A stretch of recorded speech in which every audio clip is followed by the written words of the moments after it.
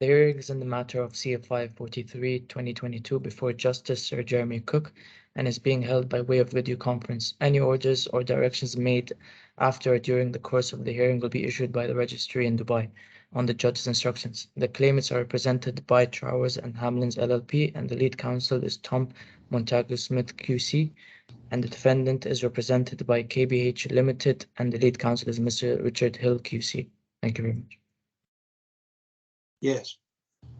My lord, I haven't had a chance to discuss batting order with my learned friend. There's obviously a jurisdiction application and also an application to continue the injunction. It probably makes sense to have the jurisdiction application first. I think the question for your lordship is whether you want me to respond to it and open my application and then so we get it done in 2 rounds, or whether you'd rather have jurisdiction application response reply and then the order application response reply. Yes, well, let's deal with jurisdiction in one go. Very I think that's the sensible starting place. Once we get, if we get beyond that in terms of looking at continuation of the injunction, let me just say this at the outset so you know the way I'm thinking. Neither party suggests I can resolve disputed questions of fact. It's quite plain there are huge numbers of disputed questions of fact. This is an old-fashioned swearing match. It's a very unfortunate one between father and son. And both have said inconsistent things at different stages. Each of you make accusations of lies and dishonesty on the part of the other. I'm not in any position to resolve that. It would be, to my mind, pretty self-evident to anybody looking at it that each side has a good arguable case. So that's the way I see it for the moment, which will encourage you, I hope, to focus on the things that matter and not waste time on the voluminous evidence, which simply goes to what I've suggested is the outcome. The other thing I wanted to suggest at the outset, which appeared to me to be a strong runner that neither of you have canvassed, but I would want you to address, should I find that the court has jurisdiction,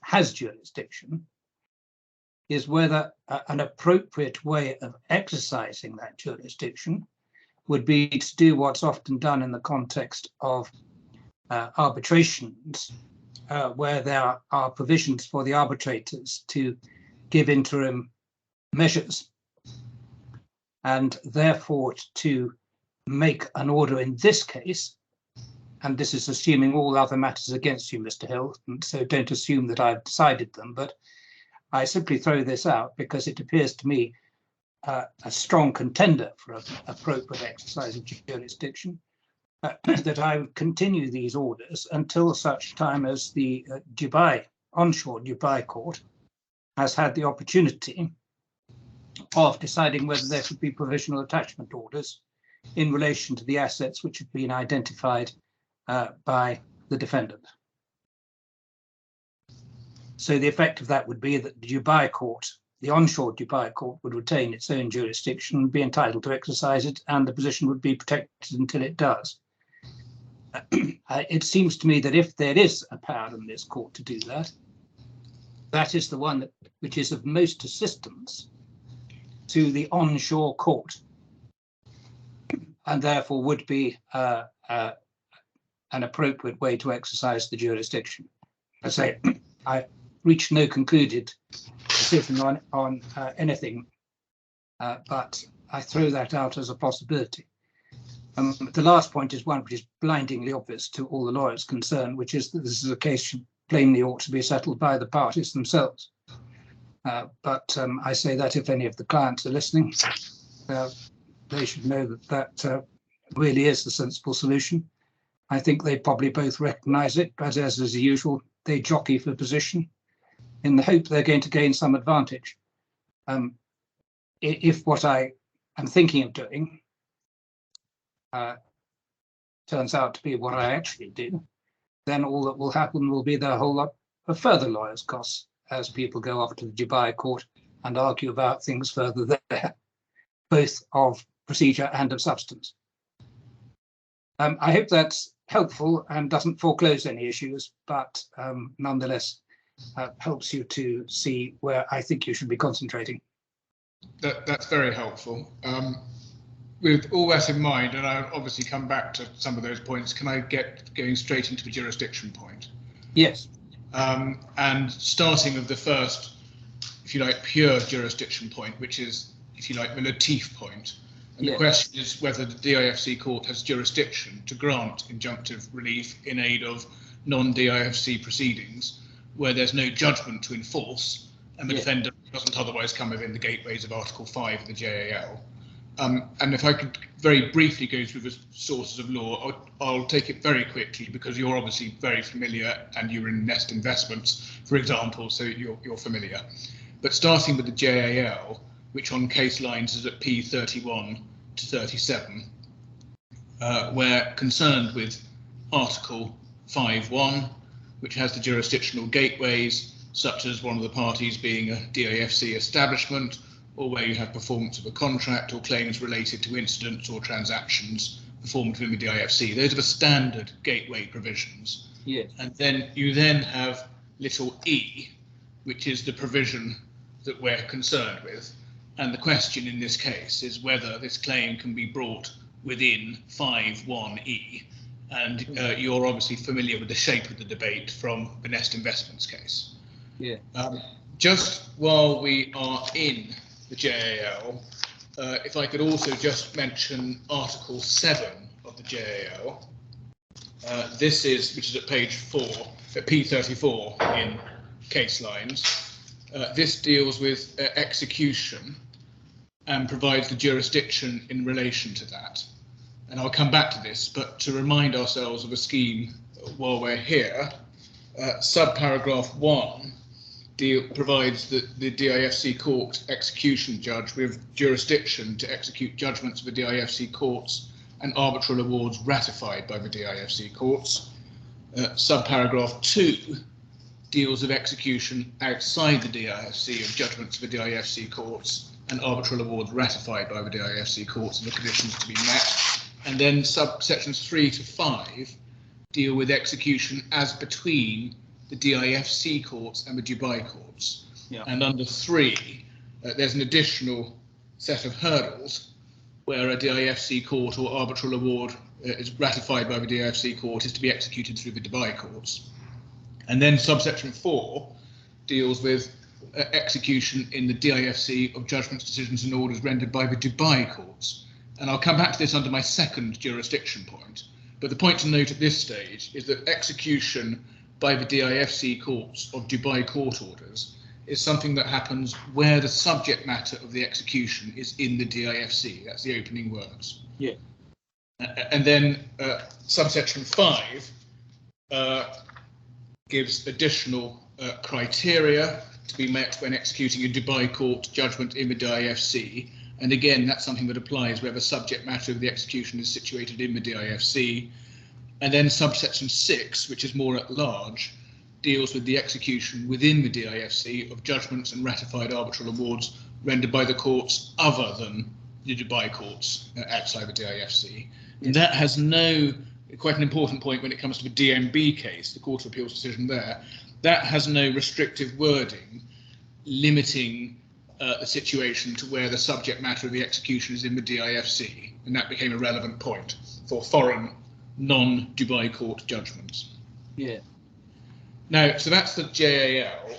Article 24 of the court's law is in case lines P48, and that deals with ratification of judgments, foreign judgments or awards that have been granted.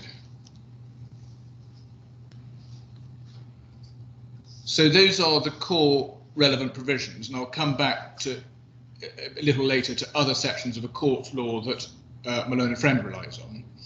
But if I could start by clearing away some points that don't arise and which we're not contending for.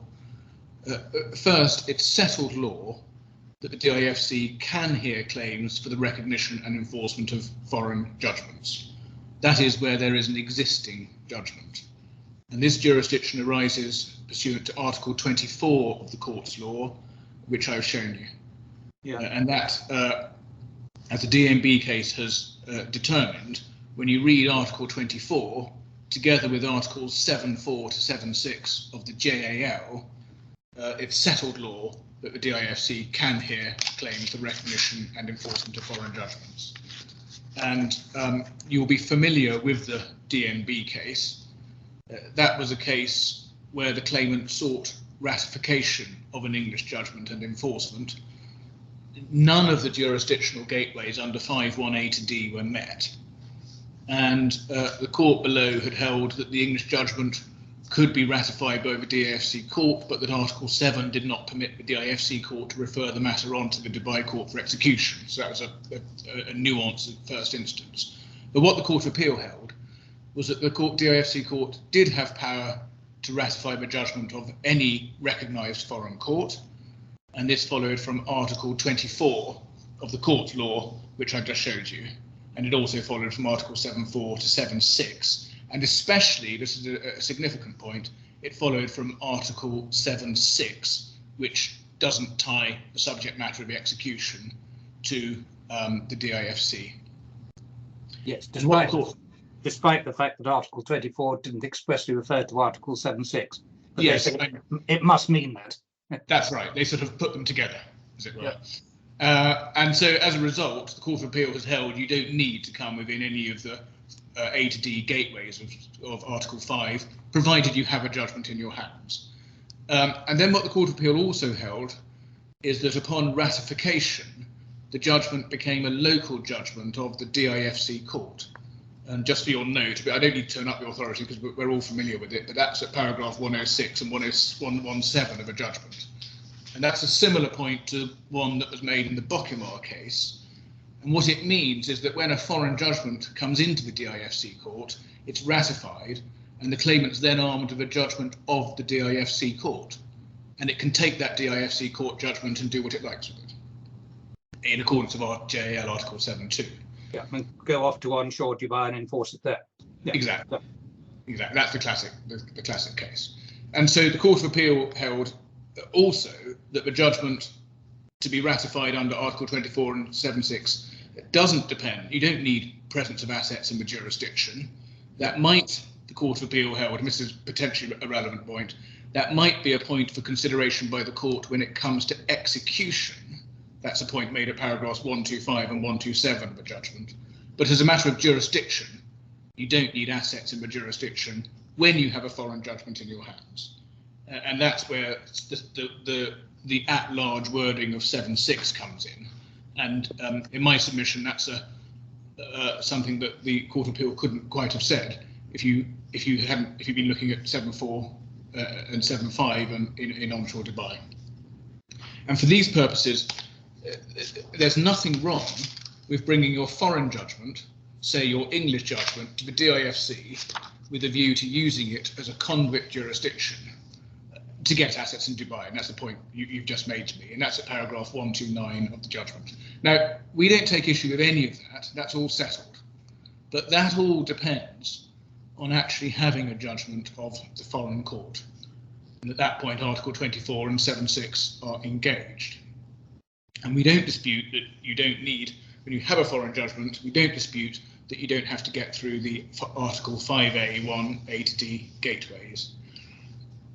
And also, we don't dispute that in that event, you don't need assets in the jurisdiction. But none of that assists you when you don't have a judgment. And our submission, in a nutshell, is that unless you can find a jurisdiction in some other DIFC law or regulation, which brings you under 5A1E, then the court doesn't have jurisdiction, absent coming within one of the other 5A1 A to D gateways. And what we also say is that this leads to a fair and reasonable and sensible outcome, and it's broadly in line with other jurisdictions. And the claimant's contrary interpretation leads to an impossibly wide and indeed unlimited jurisdiction of the DIFC court to grant injunctions. As a matter of jurisdiction on the claimant's case, it can grant any injunction at the behest of anyone, against anyone. And what is so terrible about that, as long as the court exercises its discretion sensibly? well, my lord, I submit as a matter of jurisdiction, it is surprising and indeed terrible, and not something that one sees in other international jurisdictions. You don't have, one can't think of a rational commercial place where there is a jurisdiction which is so at large. If you take, and I'm going to point I'll develop a little later, but if you take, for instance, the position in England and Wales after Broad Idea, there's no doubt that as a matter of statute and jurisdiction, under Section 37 of the Senior Courts Act, there's a power to grant injunctions, but that's in the context where you have to be able to serve out, which itself has jurisdictional gateways, in essence requiring a connection with the jurisdiction or something like it. Nowhere does one see an at-large jurisdiction to make injunctions in any circumstances against anyone at anyone's behest. But if you look at it from a much broader international perspective, which is, I think, essentially what Judge Martin was saying, it makes sense to have a power that is ancillary to assist other courts. And I appreciate the point, in a sense. It's wrong to call it a black letter point, where you're talking about a statutory jurisdiction, which the DIFC courts have. But as a matter of policy, I'm not sure that I take your point. Obviously, a completely untrammeled power to issue injunctions to do anything would seem utterly arbitrary. But that is the claimant's case, and when one looks at their argument derives from Article 22 of the court law, which is just a power to grant injunctions, and it is a matter of statutory interpretation. I understand that, but yeah. I mean, if what people refer to as, quote, the enforcement principle, you may say, what is that principle and where does it come from? But if one's looking at it in the context of assisting foreign courts, I don't find that altogether difficult to stomach. Then what one is looking at is cutting down, essentially, my learned friend's argument to say that while there isn't an untrammeled jurisdiction to grant injunctions, there is, if you like, an untrammeled jurisdiction to grant injunctions for this purpose. But you can't get anywhere near there as a matter of statutory interpretation. Now, the claimants say at paragraph 30 of their skeleton, and this is that the relevant laws and regulations are Articles 22.2 and 32b of the DIFC court law, and Rules 25.1.1 and 25.24 of the Rules of DIFC court. Now, just again to clear away another point, we don't dispute that the RDC can count as DIFC regulations for the purposes of Article 5A1E. That's your own judgment in Nest Investments. Yeah. And the question in that case was whether RDC 20.7, which permits the court to add a new party to existing proceedings, amounted to buy regulations for the purposes of Article 5.1E, such you didn't need to get through the other gateways. And it's worth just picking up your own judgment. It's on case lines at P133.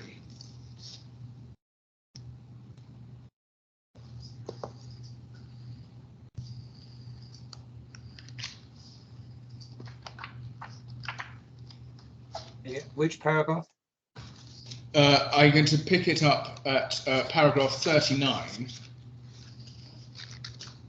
where you say that subparagraph E is, however, on its face, freestanding, as much as it covers any claim or action where another DIFC law or DIFC regulation confers jurisdiction.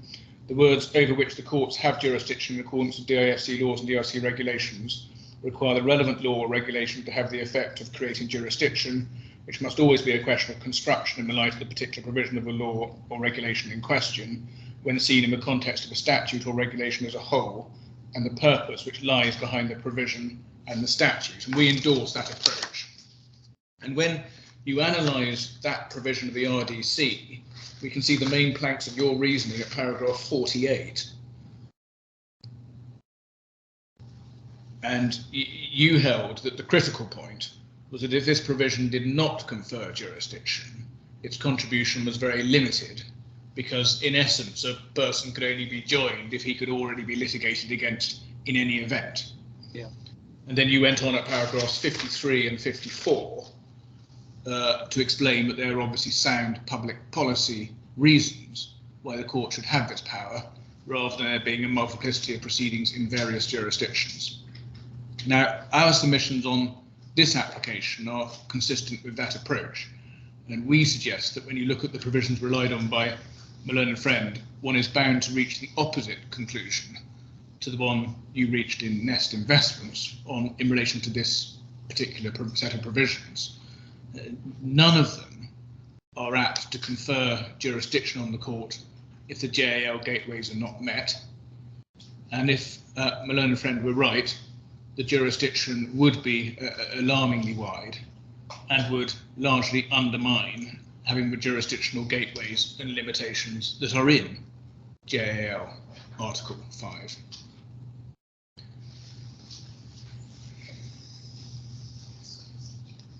Yes. And starting with the court's law, it is worth reminding ourselves what the relevant parts of the law are doing. That's at case lines at page 47.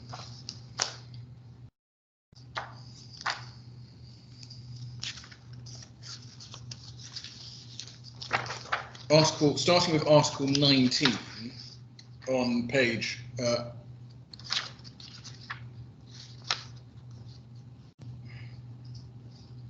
47, I believe.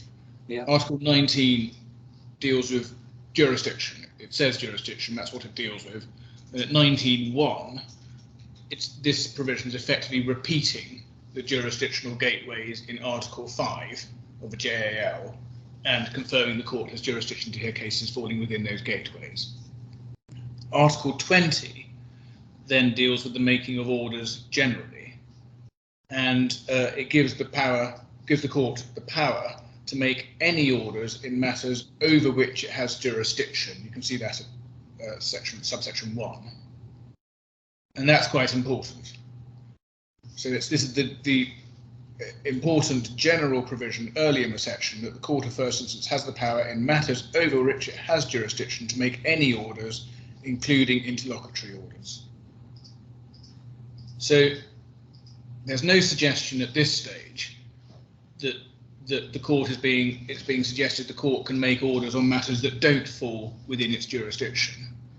And in our submission, one could not have a bootstrap argument to say that this particular article is itself giving unlimited jurisdiction to make any orders, such that that becomes a law for the purposes of 5.1e, and that would, in our submission, be Alice in Wonderland and would undermine the gateways altogether. You then have Article 21, and that deals with various powers without limiting the generality of Article 20. So the court can grant all these forms of relief, again limiting matters to what the court has jurisdiction to deal with. You then have Article 22, and Article 22.2 is the first of the 4 provisions my learned friend relies on. And this says the court of first instance may order an injunction restraining a person from engaging in conduct or requiring a person to do an act or thing or other order the court considers appropriate. Now, my learned friend's submission is that suddenly, despite Article 20 sub 1 making it clear that this is just dealing with powers to give orders on matters that are within the court's jurisdiction, my learned friend suddenly says that Article 22.2 enables the court to jump free of all that and make injunctions against anyone, regardless of whether they otherwise fall within the court's jurisdiction. And in our submission, that's clearly not how this section works within the scheme of the law. This is also, just like the previous section, dealing with matters over which the court has jurisdiction. as Article 20 makes clear. And it would be utterly illogical if, as a general matter, the court's orders referred to at Articles 20 and 21 were limited to matters over which it had jurisdiction. And then suddenly, when you get to Article 22.2, all the wraps are off. And as a matter of jurisdiction, the court can make any injunction, irrespective of whether the gateways are met. And so we suggest that would be illogical in the scheme of the law. It would also significantly undermine the gateways under Article 5, because it would mean that they're applied except in the case of a claim for an injunction. And that would be arbitrary and irrational and undermine the jurisdictional limitation of the gateways. And it would also be impossibly wide as a matter of public policy for the reasons I've just said. Now, this is not like the situation in Nest Investments, where if you don't have this jurisdictional effect of Article 22.2, it lacks much of its substance. This is an effective provision which confirms that the DIFC court has power to make injunctions in cases before it, which fits within the scheme of the articles that immediately preceded. So, taking the approach that you took in Nest Investments as a matter of interpretation and looking at this provision within the scheme of the court law, this manifestly isn't a provision intended to extend jurisdiction beyond the gateways. So that's the first provision. My own friend's next provision is also in the court's law at Article 32.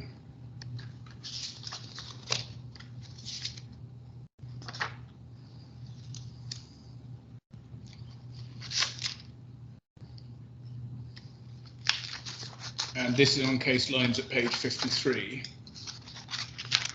So this is Article 32. It's dealing with powers, but it's under a section entitled Practice and Procedure. And in this section of the court law, one has a series of articles dealing with practice and procedure, and one can just leaf through the various articles to see what they are. But one of them is Article 32. And this confirms that the court has the power to make orders and give directions as to the conduct of proceedings before the DIFC court that it considers appropriate, including the various orders that are listed, contempt orders and the like. And this does include injunctions and interim orders. Now, we suggest obviously takes learned friend no further than Article 22.2 did. And indeed, it's probably more difficult for him, because at least Article 22.2 is in a section that is addressing jurisdiction, but Article 32 is just in the section dealing with practice and procedure in cases where the court does have jurisdiction as a result of the jurisdiction part that preceded this part of the law. And you can just see a guide to that even in the wording of 32, because it refers to giving directions as to the conduct of any proceedings before the DIFC court. So, taking those two provisions together, we suggest that the provisions in the court law cannot be extending jurisdiction in respect of injunctions beyond the jurisdictional gateways of Article 5. You then have my learned friend's other two provisions, which are in the rules of the RDC. My learned friend relied on RDC Rule 25.1. This is at page 66 of case lines.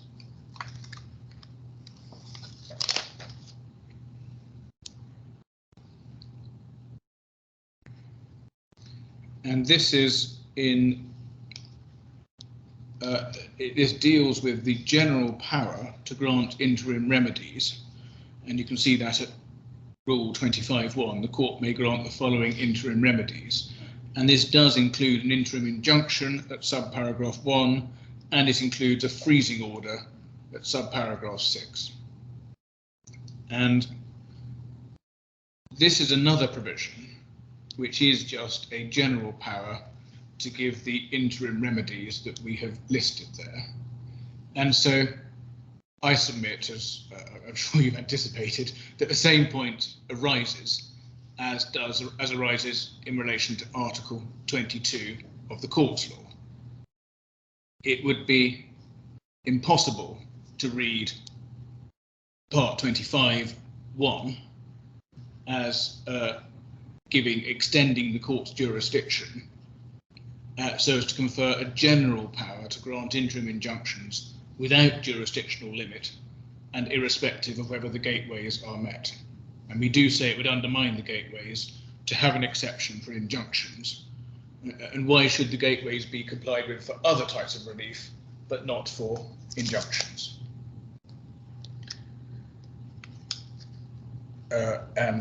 It's worth bearing in mind that Article 25(1) deals with a whole host of things beyond injunctions. And we do say it would be at odds with Article 20 of the Court Law if my learned friend were right and Part 25 provided for an extended jurisdiction. All this section is doing, all this rule is doing, is giving the court a power to make orders, including interlocutory orders, in matters over which it has jurisdiction. And we do say there's no rational basis for my learned friend's argument that this rule of court, which derives from this power to give orders within the court's jurisdiction, ends up enlarging that jurisdiction by its own very existence. And that's a bootstraps argument. It doesn't work, and it doesn't work when you look at how this rule fits within the scheme of the legislation. Now, my learned friend's last provision is at 25(24). This is on I think it's case line page 68, I think. I may be wrong about that. RDC 25(24). So it's 72 of case lines, I'm sorry. And one needs to see where this provision sits. So after the beginning of Part 25, which deals with interim remedies, you have a series of sub-provisions of Rule 25.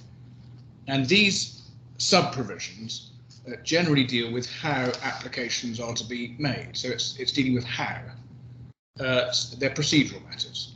If one starts with 24.4 and 25.5 on case lines page 68, which deal with the jurisdiction of the judge and the registrar, and then you have 25.6 and 25.7, which deals with when the application is to be made, how to apply, and evidence. And so it's a long list of how. And one of the items on this list of how is 25.24. And this deals with application for an interim remedy where there's no related claim. And the answer to the how, which is what this section is dealing with, is any application must be made in accordance with Part 8. That's the operative part of 25.24. But there's an underlying assumption that it's possible. Well, of course, but I'm coming to when it arises. Yes, very good. So this is a remedy but sought in relation to proceedings which are taking place or will take place outside the DIFC. So you're told how is it to be done? It's to be done by Part 8, but it's clear from the way this is set up that this is not purporting to confer a jurisdiction. This is dealing with a how in respect of something the court already has jurisdiction for, and one needs to look elsewhere for what that jurisdiction is, and in particular look earlier within the rules and then look at the court law. So as a matter of interpretation, like the other parts of Rule 25, this is providing for an order that the court can make where it has jurisdiction. If it had been intended to grant an enlarged jurisdiction specific for this kind of injunction, it would have been spelt out and not tucked away in a section explaining what procedure needs to be involved for a particular type of interim application. It's not purporting to extend jurisdiction. So where one ends up, as a matter of statutory interpretation, we suggest it's quite clearly that none of the laws or regulations referred to by my learned friend can be seen as providing for a jurisdiction beyond the jurisdiction provided by the gateways. And the counter-argument for my learned friend leads to a literally unlimited jurisdiction to grant injunctions which would undermine the existence of the gateways. And it would be particularly extraordinary because one always has to bear in mind that the jurisdiction under Article 5A of a JAL is exclusive jurisdiction. What does that really mean? It means exclusive as between DIFC and onshore Dubai, or what? Well, it's a word that's usually ignored. Yes. When parties address the court. But what does it mean? Well, it means that the subject matter of the application is exclusively the jurisdiction of the DIFC court and not other courts. And one does need to try to give it some sense. And that, well, you can't. That's no sense at all in an international context. Well, because there may be any number of other courts that have potentially jurisdiction under their own rules. I mean, it's a real oddity, I think, that word, isn't it? Well, yes, you may say that, but what it, in my submission, does do is incline you, or should incline you, to be cautious about extending jurisdiction. But I think extending what's said to be an exclusive jurisdiction. Well, can I just suggest this, and you tell me if this is misconceived. I've always thought of it as being in the context of a UAE Dubai law, that it must refer to jurisdiction as compared with jurisdiction in other parts of the UAE, and certainly Dubai. Is that sensible or not? Can I think about that rather than yes, answering off the cuff? Because it seemed to me, when I thought about it, that's the only way it could have effect, this being a law of the rule of Dubai. I mean, I would say that if you're right, that still assists us in this case. Well, I understand it may do that. Yes. And it may be a better point for you than. Well, I'm sorry, I don't mean that rudely, but it may be a point in your favour beyond what you're currently saying, is all I'm saying. Yeah. Exactly, and possibly when you say a better point, it may be a better point in relation to this narrow point about exclusive jurisdiction. In my submission, it's certainly not a better point in terms of my wider point, which in my submission is a good one about the statutory interpretation of how these. No, understood. Yeah. Understood. Now, so we would say all the provisions of relied on my learned friend don't extend jurisdiction. They operate clearly within the gateways of Article 5A, 1A to D, and that means the court does not have an unlimited jurisdiction to grant injunctions. And that is true for injunctions generally, which is what 3 of my learned friend's 4 provisions relate to. And it's also true of the specific instance of injunctions in aid of foreign proceedings, which is his 4th rule of court that he relies on. And this, coming back to the public policy angle, where you end up is a regime that does have some resemblance to the English provisions at the time of the Siskina.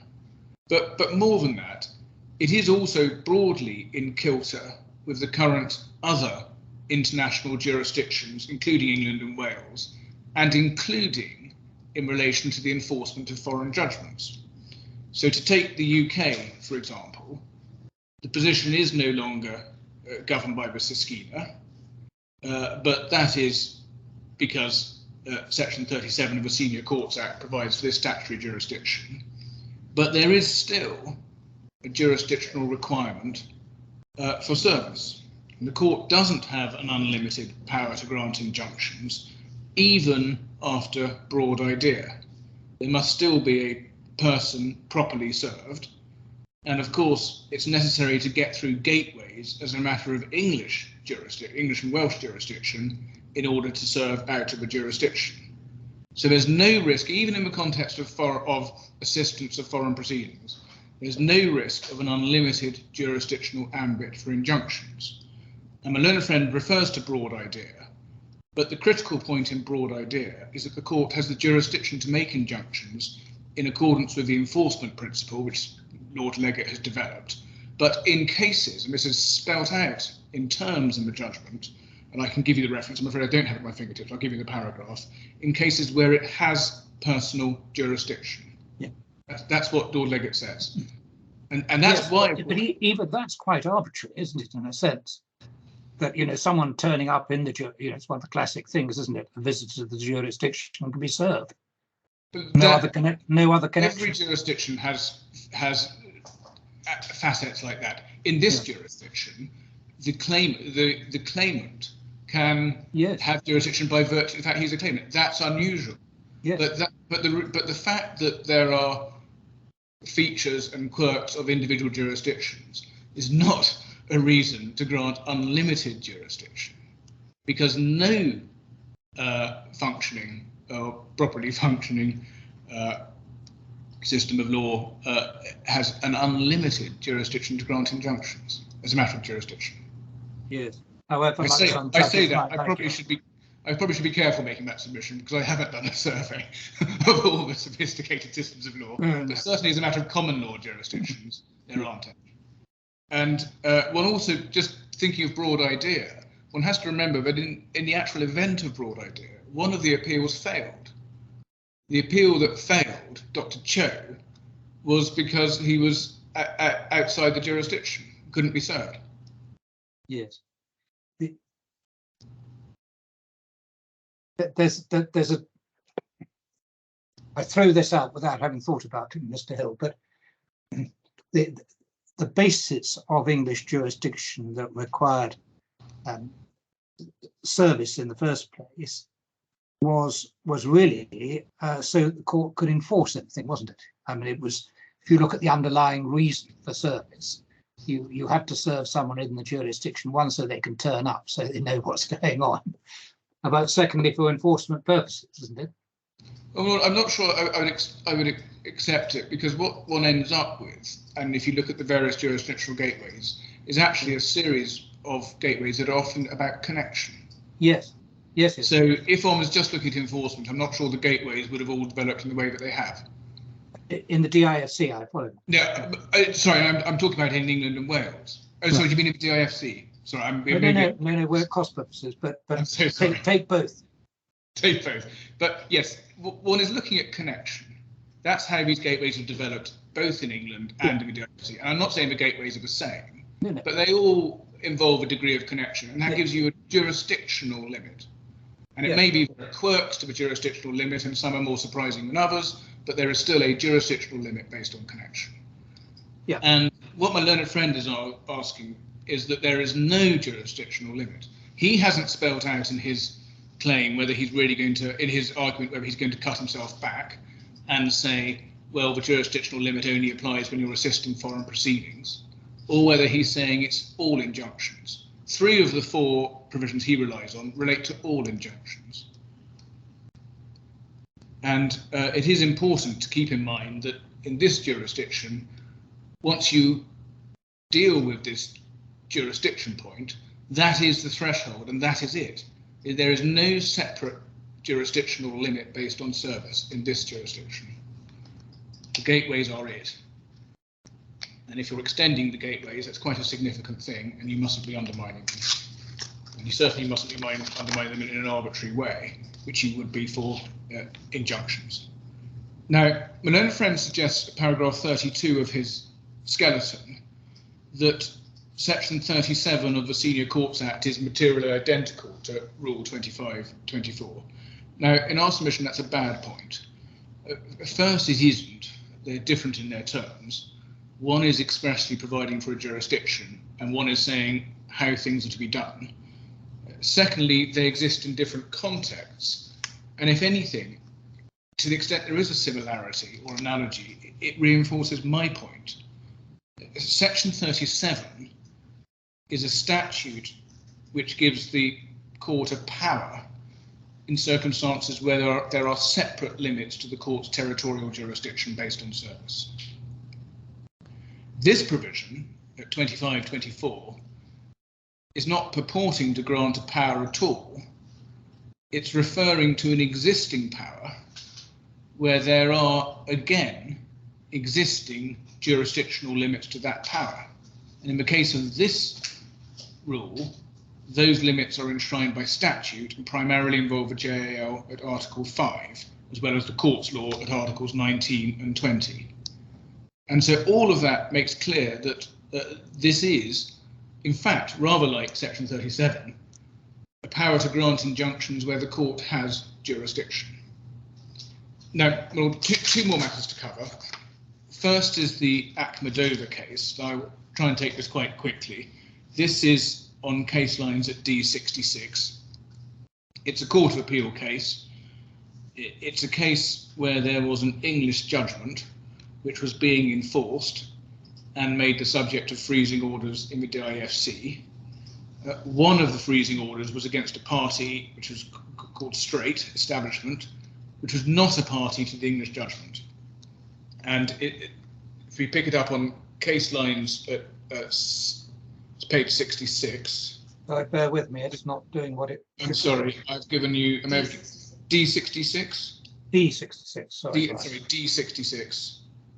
And in fact, I'll pick it up at paragraph 10 at D68. Right, my isn't responding to me at present. Let me try again.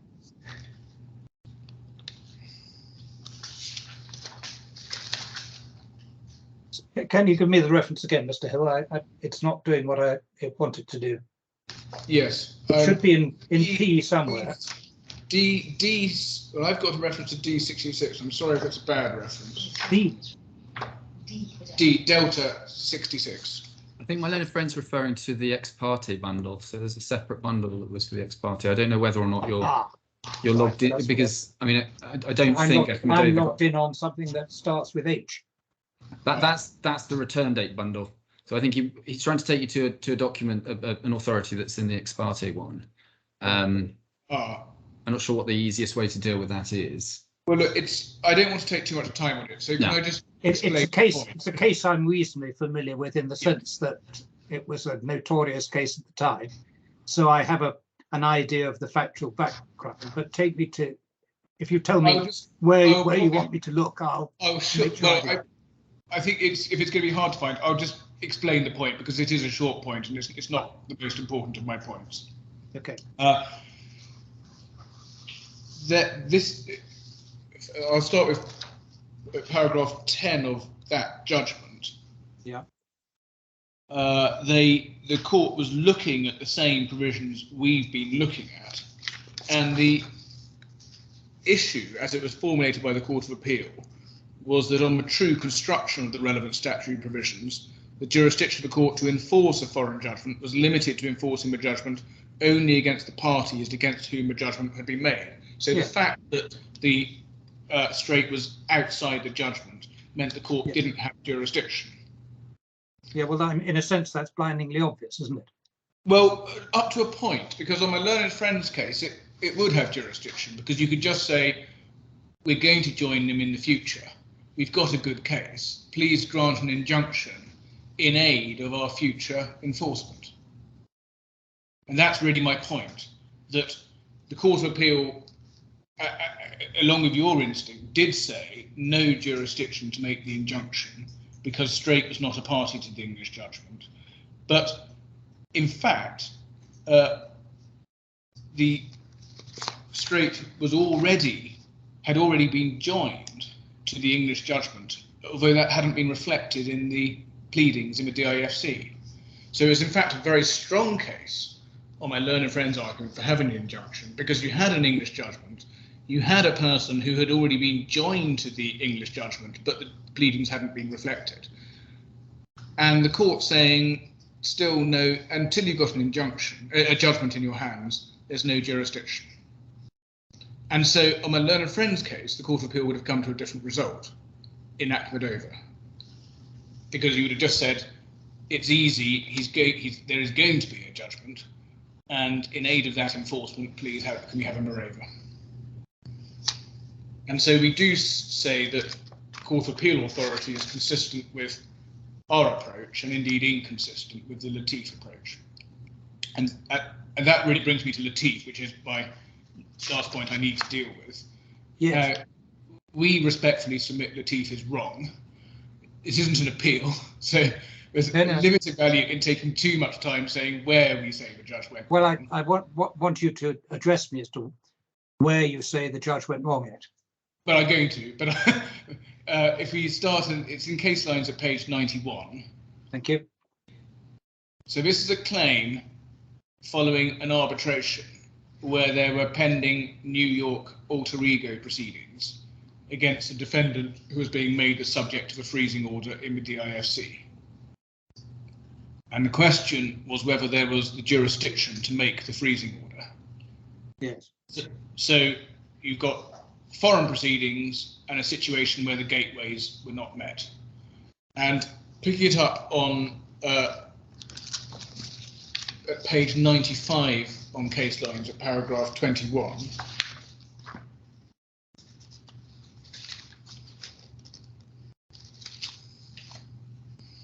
This frames the issue. 21. Yeah, paragraph 21 on page 65 of case lines. Thank you. This frames the issue. Rather, the second WFO is brought in aid of foreign proceedings in the form of the alter ego proceedings in New York. The defendants contend that, contrary to the decision in Wintercap, the court has no jurisdiction to issue injunctive orders in support of incomplete foreign proceedings, unless the court is invested with jurisdiction through one or other of the gateways to jurisdiction specified in Article 5A of the JAL. So that's the issue. We then, down to paragraph 24 and 25, the judge referred to the Childescu case, where he says the defendants contend the proper approach is evident in the decision of His Excellency Deputy Judge Chief Justice Omar Al-Mary in Childescu. In that case, Deputy Chief Justice Al-Mary observed the orders in Wintercap apparently being made in reliance upon the jurisdictional gateway provided by Article 5A1E of the JAL, combined with Article 32B of the court law, and RDC 2516 and 2517, 2524.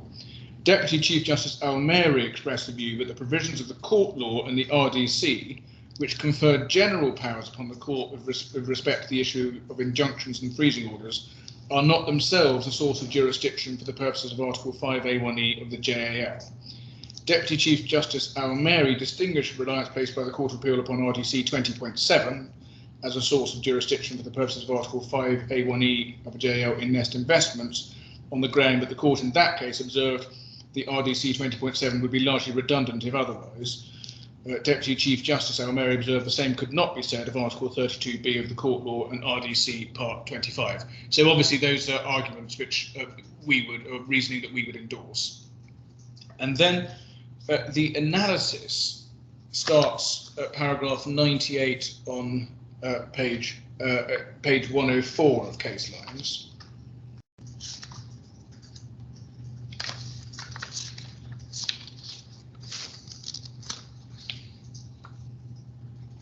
Paragraph 98. Yes. So I should probably start at paragraph 97, where he frames the question. Only one question which remains for determination. The question is whether the court has jurisdiction to issue a freezing order in support of the potential enforcement of a judgment which may be entered in foreign proceedings which are not yet determined, or whether there's only jurisdiction if you get through the gateways. Then at paragraph 98, there is no binding authority in the Court of Appeal which determines this question. And in this paragraph, which I just invite you to read to yourself, the judge goes on to attempt to distinguish the Akhmedova case. Yes. And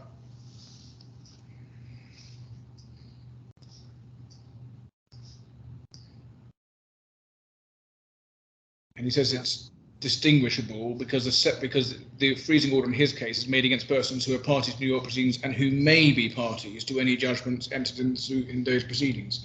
But for the reasons I've just explained, that's not a fair distinction, because the same position pertained, in fact, an even stronger case would have pertained in the Akhmedova case. Straight was already party to the English proceedings, and in due course there would be DIFC proceedings that reflected that Straight was party to the judgment.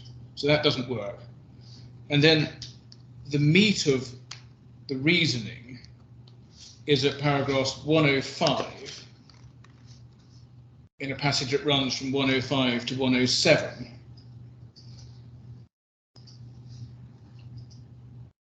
And again, I would invite you to read paragraphs 105 to 107, and then I'll make some submissions about it.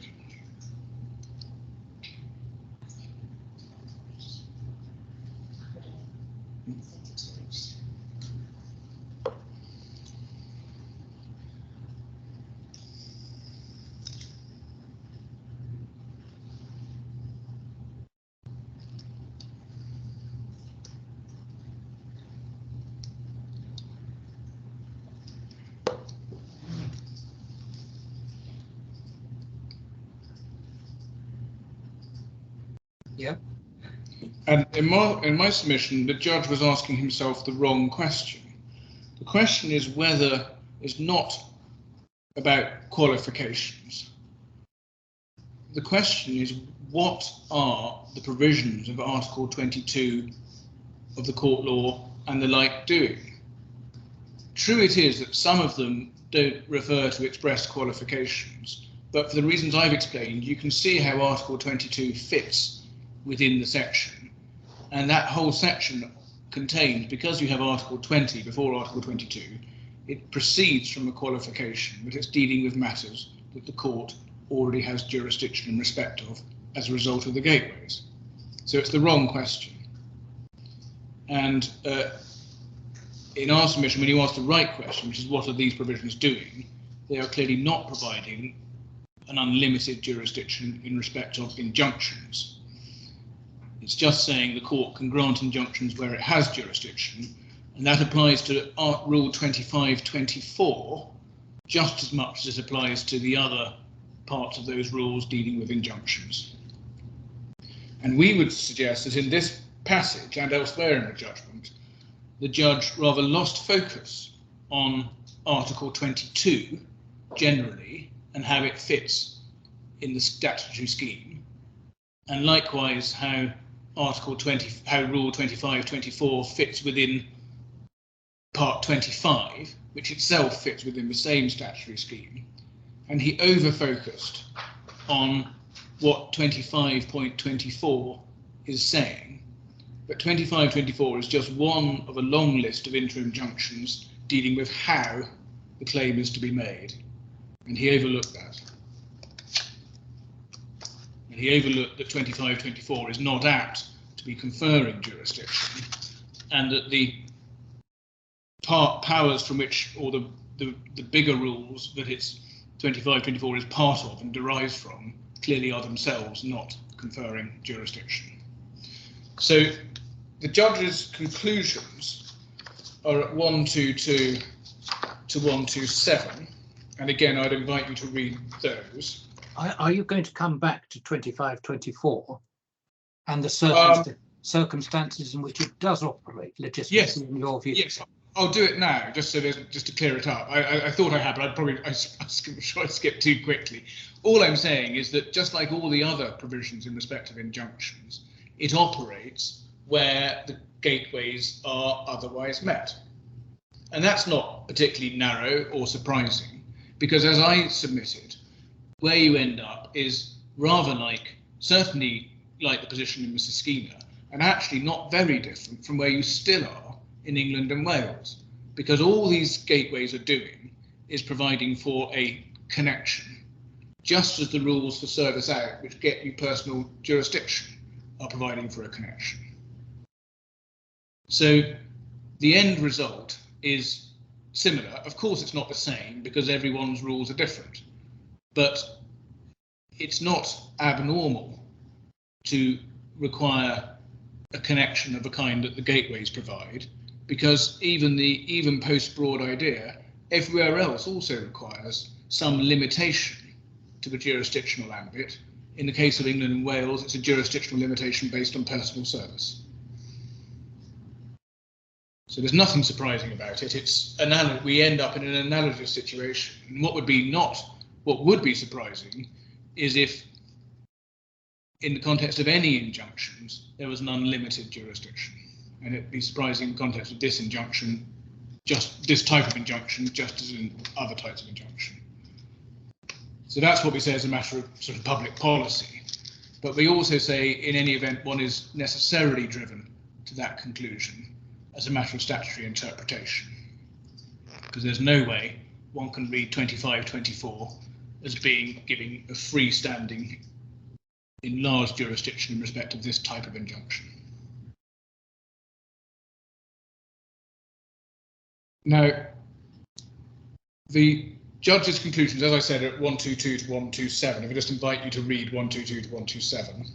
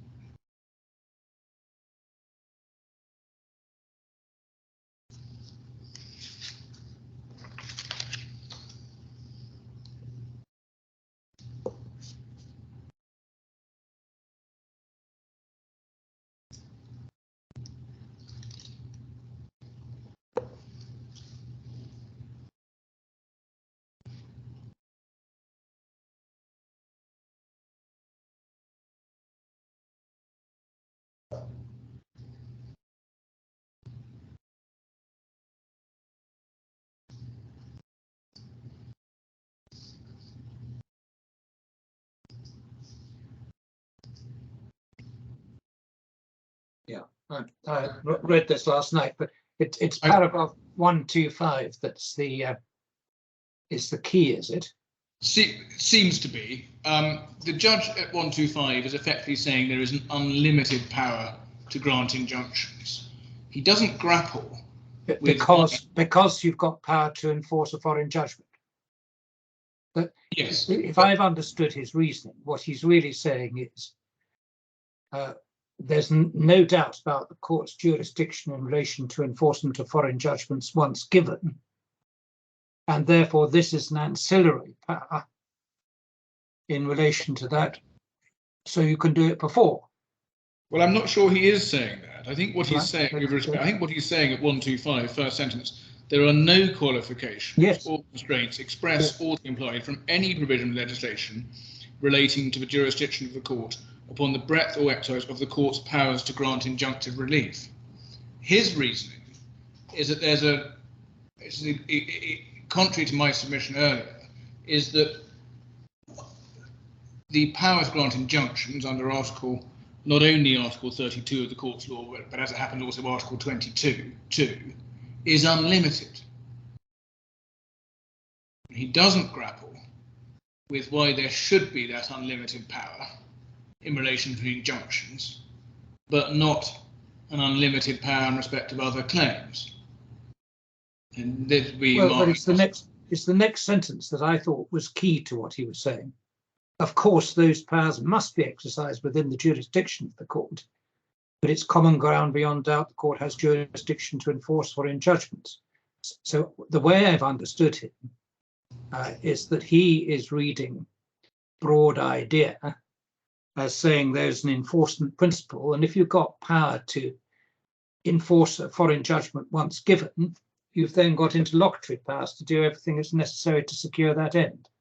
But you would have to find, you still have to find the jurisdiction for the interlocutory power. I've got your point about that in terms of statute and statutory interpretation, but I think he's saying something slightly different.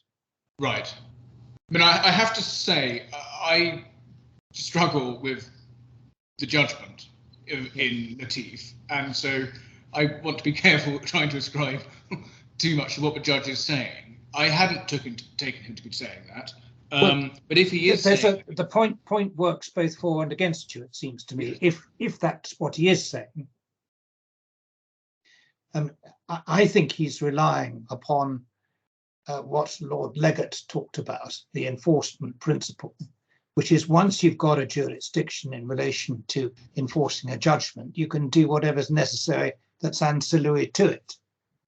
Yes. And therefore you're not then hidebound, if I can use that expression, by the limitations that might otherwise be required in relation to jurisdiction. But there's two problems with that, and I'm perhaps jumping ahead because it's a submission I'm about to make. One is he overlooks that whatever Lord Legate was saying, Lord Legate was not saying there is just this unlimited jurisdiction to assist in aid of in foreign enforcement, because Lord Legate is himself saying this arises in a case where you can have personal service. Yes. And he's lost sight of the fact that there is an existing jurisdictional limit everywhere else, including post-Broad Idea, including all other common law jurisdictions, and that's vanished. Well, he says that elsewhere, doesn't he? But he does say there's a discretionary sort of court, of course, has a discretion, but he's not that if there is jurisdiction as a result of these provisions, be it 2524 RDC or Article 32 of the Courts Law, if there's jurisdiction as a result of those, there is no jurisdictional limit. Well, look at 127. What's he saying in para 127 in your submission?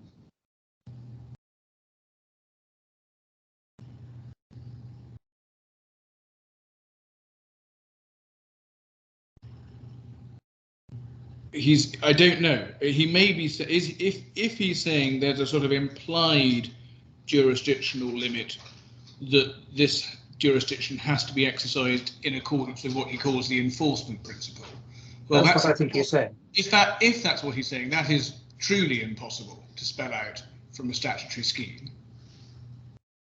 Nowhere does one get that at all. 2524 is just one of a long list of how-tos in terms of one type of injunction. And secondly, that would involve a kind of reading down of Broad Idea, which is a 2021 Privy Council case, into an existing DIFC statutory regime. And that is not permissible. That's not permissible. And that's the kind of exercise that was not permitted even in Broad Idea, because the appeal that failed on the basis that the rules didn't permit this service out and couldn't be reinterpreted. You can't. It's 128 that he then goes on to deal with the service limitation in the English context. Yes, and again, I submit difficult to follow, because the service limitations point in my favour, not against me.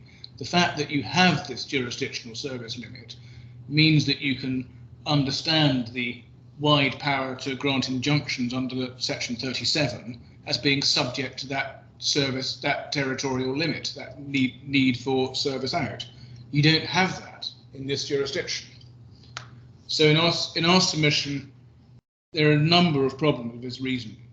If, my lord, and maybe you are right about the way you read it, that he's sort of interpreting the jurisdiction as not unlimited but subject to complying with the enforcement principle. If that's right, it's impossible to get out of a statute, and you can't read down from Broad Idea.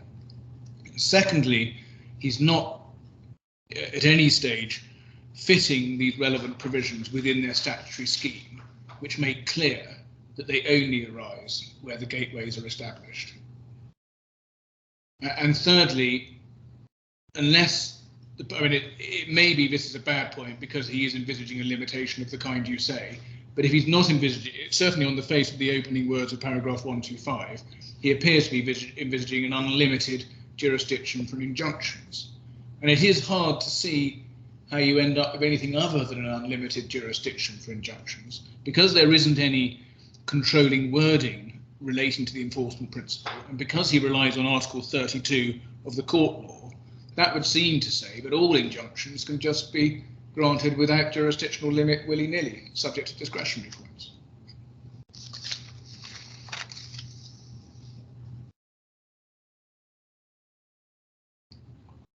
So, Lord, we really do say that you are bound by the existing statute not to enlarge jurisdiction beyond the gateways in a way that would go well beyond any other jurisdiction that I'm aware of. Just remind me where the provisions come in relation to the enforcement of foreign judgments as such. Which article is it? It's 2524. It's the. No. It's the, sorry. I don't mean in the rules. I mean in statute.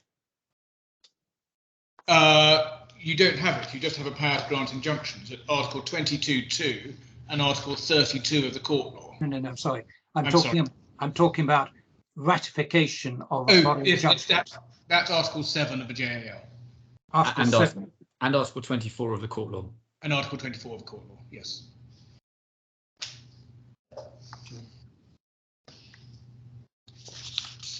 Yes.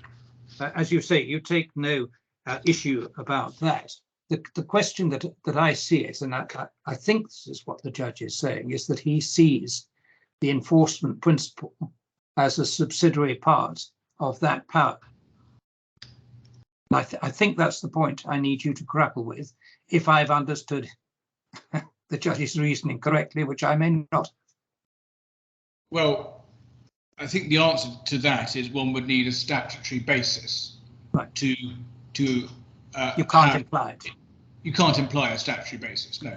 You would need to understand there's a power to grant injunctions, and you can't imply a statutory basis as being ancillary to that. It's a very different thing, because if you just look at those provisions, Article 24 is expressly dealing with a situation where you have a judgment in your hands. And it's quite a significant difference, because just as a matter of public policy, again, one can see a rationale for saying once someone has a judgment in their hands, they can take it around the world.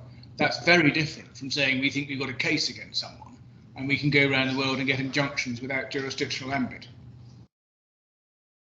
It's an important public policy decision. And one would need a clear statutory guidance, and you don't get that. Now, it's right to say that if there is for instance, a freezing order that is a judgment, that judgment can be taken. And I'm not disputing that. So that is itself a judgment.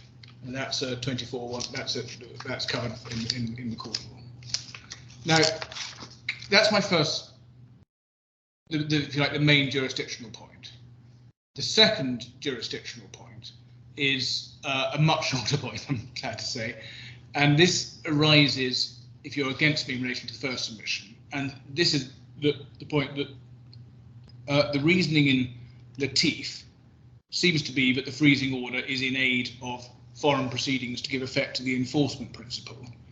If that's so, that cannot allow a DIFC court to grant injunctive relief over Dubai assets in support of a Dubai judgment. And we looked earlier at JAL Articles 7.4 to 7.6. And you'll recall that DNB Bank addressed those provisions. And we made the point that there was nothing in Article 7.6 that required assets in the jurisdiction of the DIFC. And we also made the point that there's nothing wrong in principle with having the DIFC court being used as a conduit. So the classic case, you have a foreign judgment from England, you take it from DIFC and you convert it to a DIFC judgment. And you can then use that judgment as a DIFC judgment to take it off to Dubai or elsewhere. Now that can't be right when you're dealing with Dubai court proceedings and an enforcement or prospective enforcement against Dubai assets. And as I showed you before, Article 7.6 doesn't have any wording limitation relating to the subject matter of the execution being situated in the DIFC. That enabled the Court of Appeal in DNB to take the approach it did, but that doesn't work for Article 7 of the JAL, because that does not have any wording limitation relating to the subject matter of the execution being situated in the DIFC. And as I showed you, Articles 7.2.4, dealing with the reciprocal position of Dubai and DIFC courts, have this limitation, and the provisions are clear. The DIFC jurisdiction arises, jurisdiction for executing a Dubai judgment arises where the subject matter of the execution is situated in the DIFC. That's at case lines page 35, Article 7.4.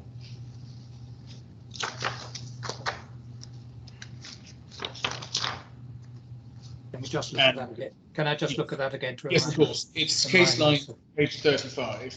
Yeah, yeah.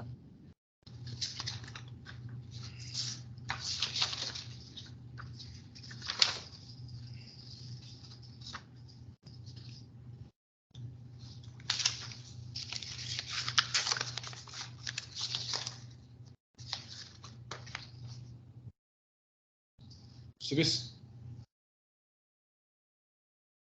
is the 2, 3, and 4, and well, 3, 4, and 5 deal with this reciprocal situation with DIFC and Dubai courts. And the provisions are clear that the DIFC jurisdiction for executing a judgment arises where the subject matter of the execution is situated in the DIFC. So the jurisdictional regime doesn't allow for a game of ping pong, where you can take a Dubai judgment and use this to obtain an order for enforcement get some kind of ratification from a DIFC, and then use that to enforce against Dubai assets. That's not contemplated. What's contemplated is if there are assets in the DIFC, you can take a Dubai judgment to enforce them there, and vice versa.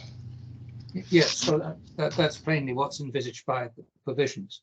I'm not sure that it assists particularly here. Supposing, and we then get into the discretion thing and the sort of area that I was suggesting as a potential answer at the outset. Supposing I take the view that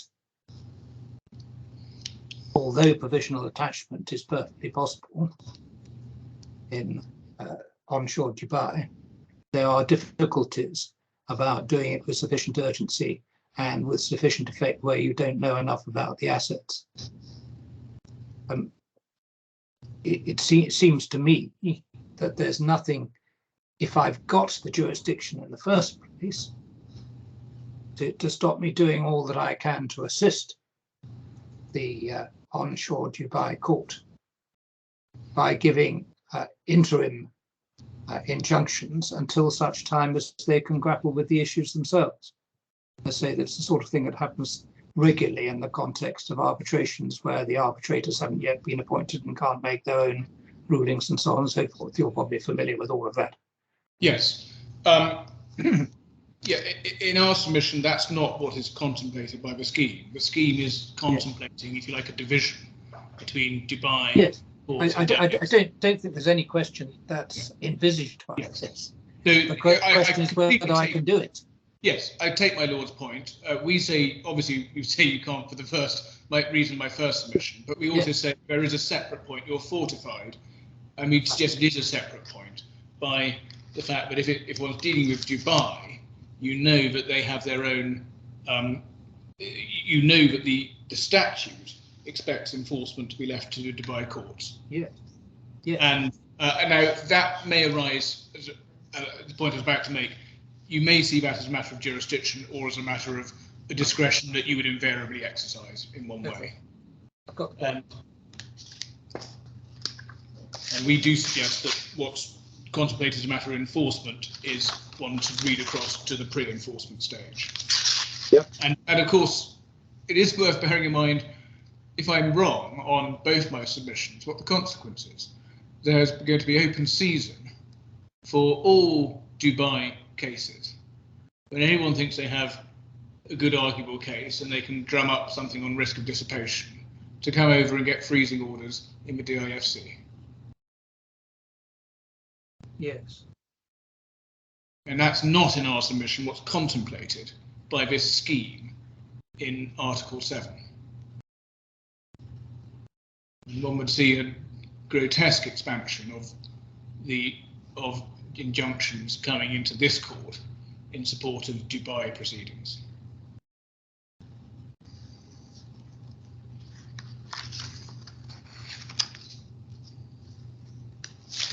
This is the floodgates argument in a different form. It is. It's a different floodgates argument, and it may be a more real one. I mean, it may be there are a lot of people licking their lips.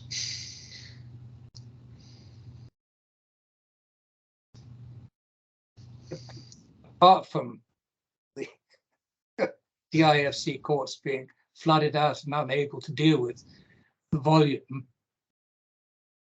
is that so terrible as a matter of policy? Well, yes, I would say that if the effect of this is actually to assist in the process of justice and in the onshore Dubai courts being able to deal with something, if all the injunctions are granted in the terms that I've suggested, namely until such time as the onshore court can deal with it itself, and with respect to the onshore court, it may be limited by its own processes and by time constraints, so on and so forth, in a way that this court isn't. So this court can effectively assist it. Now, I can see that your solution mitigates the problem. If all this court if all this court ends up doing is say, let's hold the ring, yes, pending injunctive type applications in Dubai courts, I can see that as less of a problem. But one has to work out how one gets there, because as a matter of jurisdiction, what you're still contemplating is a jurisdiction that allows this court simply to wade in and grant waivers generally. Yeah, no, don't worry. Don't worry. I'm labouring. I apologise. I've got the point. I've got the point. The question is, if I have the power, is there any real reason why I shouldn't exercise it in the way that I have? And at present, I'm not persuaded that there is any reason why I shouldn't. Yes, if I've got the power. Yes, I haven't given you much chance to think about that. I appreciate it. No, and I'm going to make my. Can I just make my last point, my last jurisdiction point now? This is just on declining to exercise jurisdiction. I'll do my best to pick up this idea as I go along, but I may want to come back as I digest it further. And I'm obviously essentially looking at the relief that the claimants seek, and we do say the court should decline to grant that relief. And that's the point that we cover in our skeleton at paragraphs 895. This is as a matter of jurisdiction, to decline to exercise jurisdiction to involve itself in this relief. And that's the point we make at paragraphs 80 to 95 of our skeleton. And these are, of course, applications in support of Dubai proceedings which overwhelmingly relate to Dubai assets, and there is no DIFC connection. And we make 4 particular points. First is the suggestion that the Dubai courts can grant materially all the protective interim relief. And this was the question rightly asked at the ex parte stage. The Dubai courts can secure assets by a precautionary attachment order. They can do that urgently, usually within a day, and it can be done ex parte. And one doesn't need a claim to the assets, and it covers risk of, it arises in cases of risk of dissipation. And those points are all common ground and to a large extent agreed between the experts. Now, my learned friend says there may be difficulties, but it's worth looking at the points he makes to see in our submission how thin they are. That's paragraph 121 of his skeleton, case lines, page 24. His first point is it would not be possible to make all the applications together. Well, there's a nuance on that, in fact the same judge can be asked to hear the applications together, although you may not get that. But that's by the by, because even if you assume separate applications, they can all be made urgently and determined within a day. And one does need, in the circumstances of this case, to have an injection of reality. The claimant is Robert's father, who has worked closely with Robert for years. The claimant in this case knows what Robert's assets are. And it's become clear from the disclosure that was given. We have the disputed assets, and then we have Robert's interest in Villa 15. And the idea that there were some timing issues that would have made some critical impact if there were separate judicial adjudication of the urgent attachment applications is unreal in our submission. And then my learned friend also suggests that there is would have been a risk of the claimant becoming aware that would have defeated the purpose of the application. But that's hyperbole. What is going to happen, or would have happened to these assets in any short time that would have been required to make the applications? The purpose of the application could always have been fully met by applications in Dubai. Malone Friend's next point is that there is no such thing as an in personam freezing order, but that's not much of a point in our submission, because it's common ground. You don't need a claim to ownership, and you can attach assets in support of a future enforcement. So again, the claimants could have achieved all that they needed to. And the claimants also say that this what's available in Dubai only relates to identified assets, but again, that's unreal in our submission, given this, the circumstances of this case, who the parties are, and what the actual assets are that people are talking about. The next point is Malone Friend's argument that it may be difficult to obtain the order ex parte where there's a dispute. Now, there's a bit of glossing going on here, and I want to take this very quickly so I'm conscious of time. But Mr. Hasner's first opinion is at bundle I-204 at paragraph 22.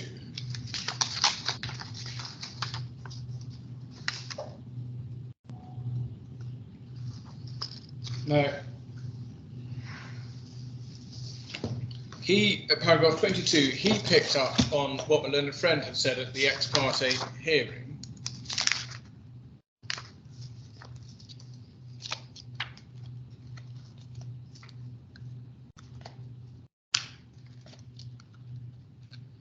It's the disputed facts point.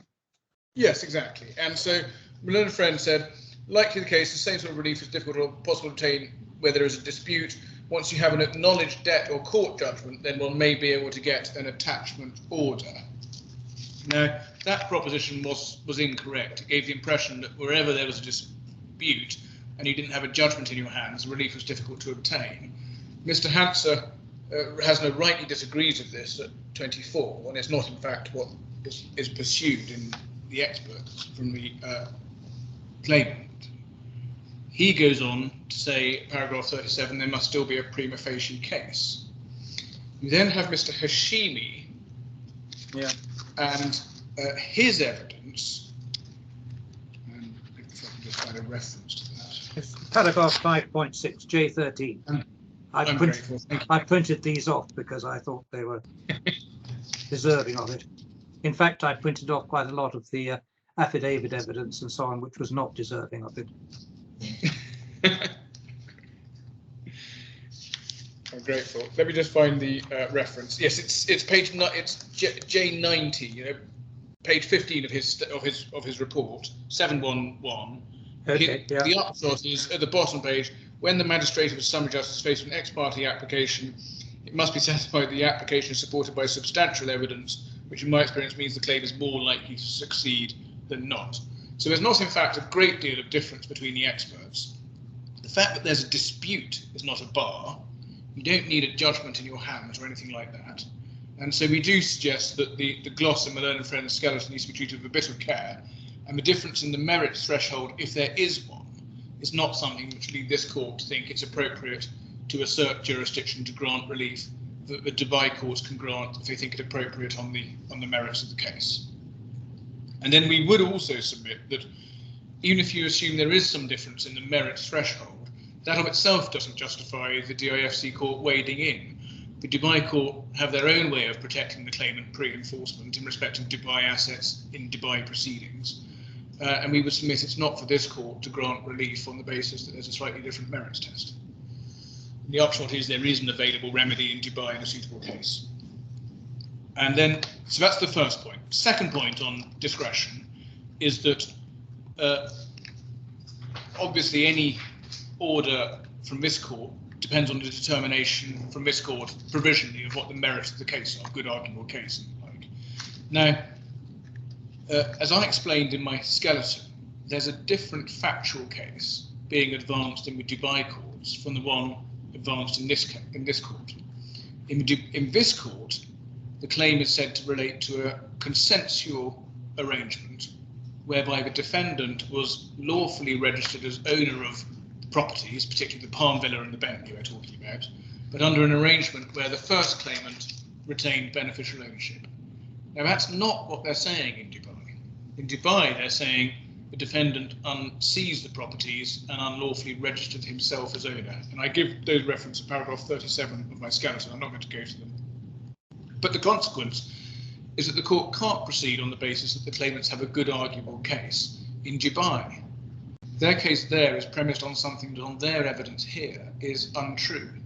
So the court can only proceed in our submission on the footing that their case in Dubai won't succeed. Now, we say this is a reason why the threshold test can't be satisfied, and I'll come to that later, but it also arises in connection with jurisdiction, because we say it's a reason why the court should decline jurisdiction as a matter of discretion. We have conflicting factual cases advanced. We have no evidence on Dubai law on any case, on either of these events. And this isn't simply like the Motorola decision where one can't say, well, it's a different system of law, so you can't reach a conclusion. Here you actually have different factual cases where the different system of law may be quite important, and you have no guide to the importance of that. That's the second point. Thirdly, lastly on this, we do suggest this involves a discretionary decision where there are good arguments for exercising discretion not to make an order. For example, there's points we make in relation to risk of dissipation, where the defendant was only seeking to sell assets to meet living costs. That's a discretionary matter, which again is something for the Dubai courts to exercise their discretion in respect of. One particular feature of that, of course, is that, as everyone knows, if the claimant ends up with a judgment in the Dubai courts, there are potentially penal consequences for not satisfying the judgment. That may be quite significant for the question of whether it's appropriate to or necessary to grant pre-enforcement relief. But that again is a matter that really should be for the Dubai court. And then the last point in this area is that we do suggest it's particularly surprising to see the interim injunction, which is freezing specific Dubai assets in support of in connection of a claim to those assets in the Dubai courts. Really is in our submission an area of overreach, even if there were jurisdiction. Now, of course, we accept in relation to some of those arguments the position would be different for the Yala shareholding, because that's a shareholding in the DIFC, but that's a very small item. It's not going to, in my submission, move the dial on this case. So those are my submissions in relation to jurisdiction. Can I just make clear I'm not pursuing any separate point about service? That's abandoned. Thank you.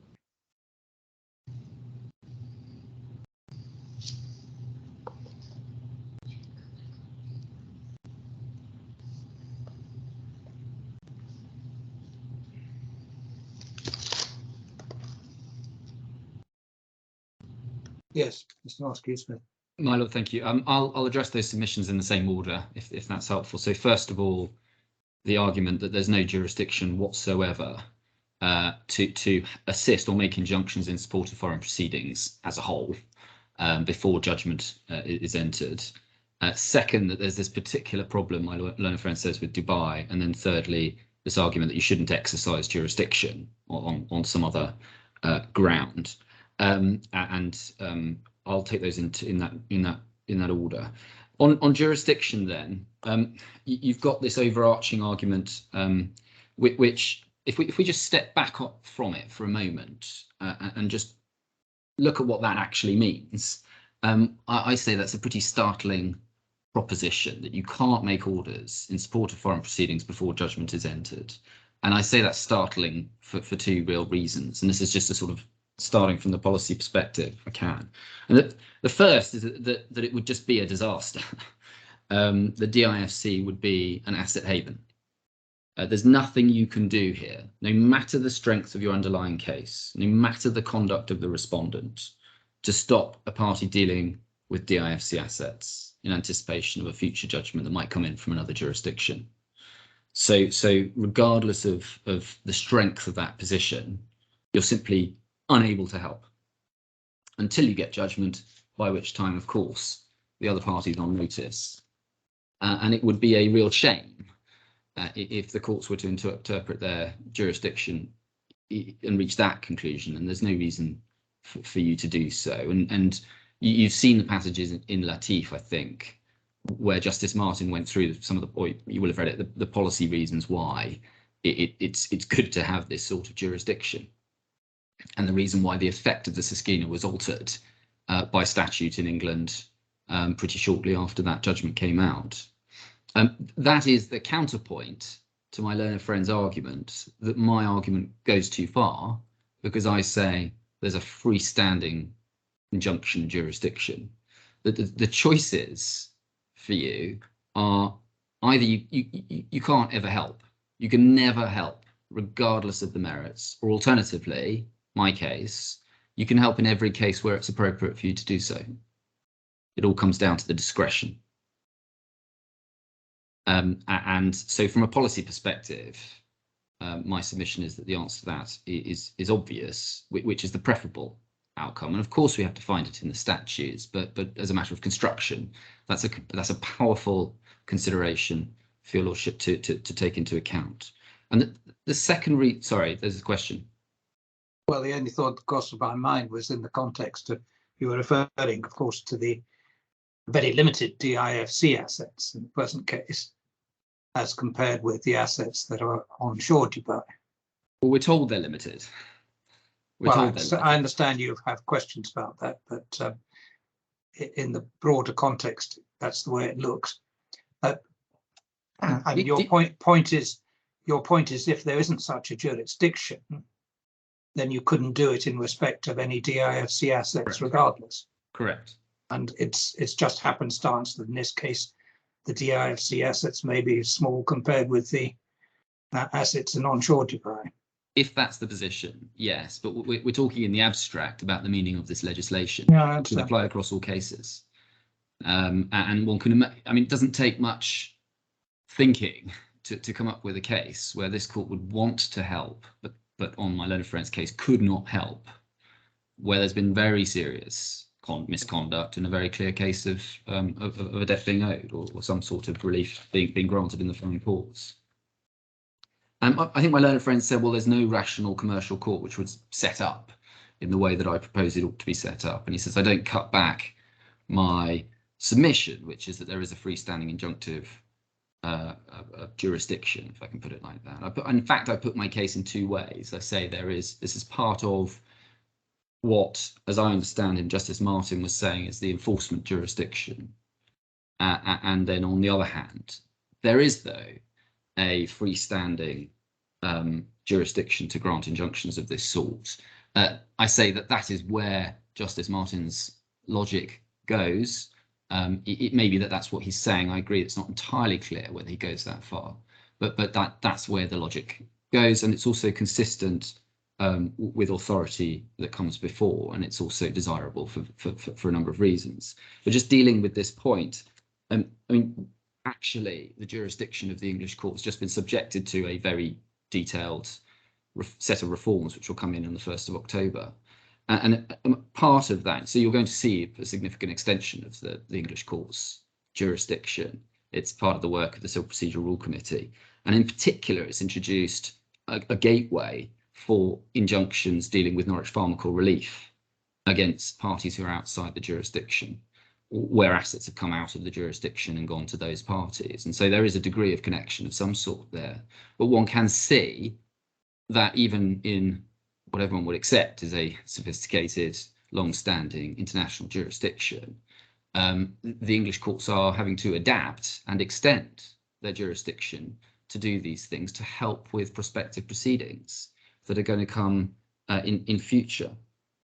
And one of the conclusions of that review, it has to be said, is that if you were going to establish a set of rules for determining how jurisdiction is to be defined, you wouldn't do it by reference to service, and you wouldn't do it in the way the English courts have been developed. But none of that really matters, because as I say, ultimately there's a stark choice between, on the one hand, you can never do it, and on the other hand, you can do it when it's appropriate. And there's nothing wrong with the latter. And the second point that I make here is simply that if my learned friend is right, his conclusion is contrary to the way that we've been doing things in this jurisdiction for many years.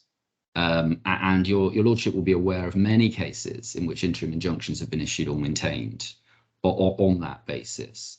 And as I say, there are two bases, that it's ancillary to the enforcement principle or that there's a freestanding injunction jurisdiction. Now, most of those decisions are not reported. That's fair to say. So there aren't. My learned friend's shaking his head. I don't know why.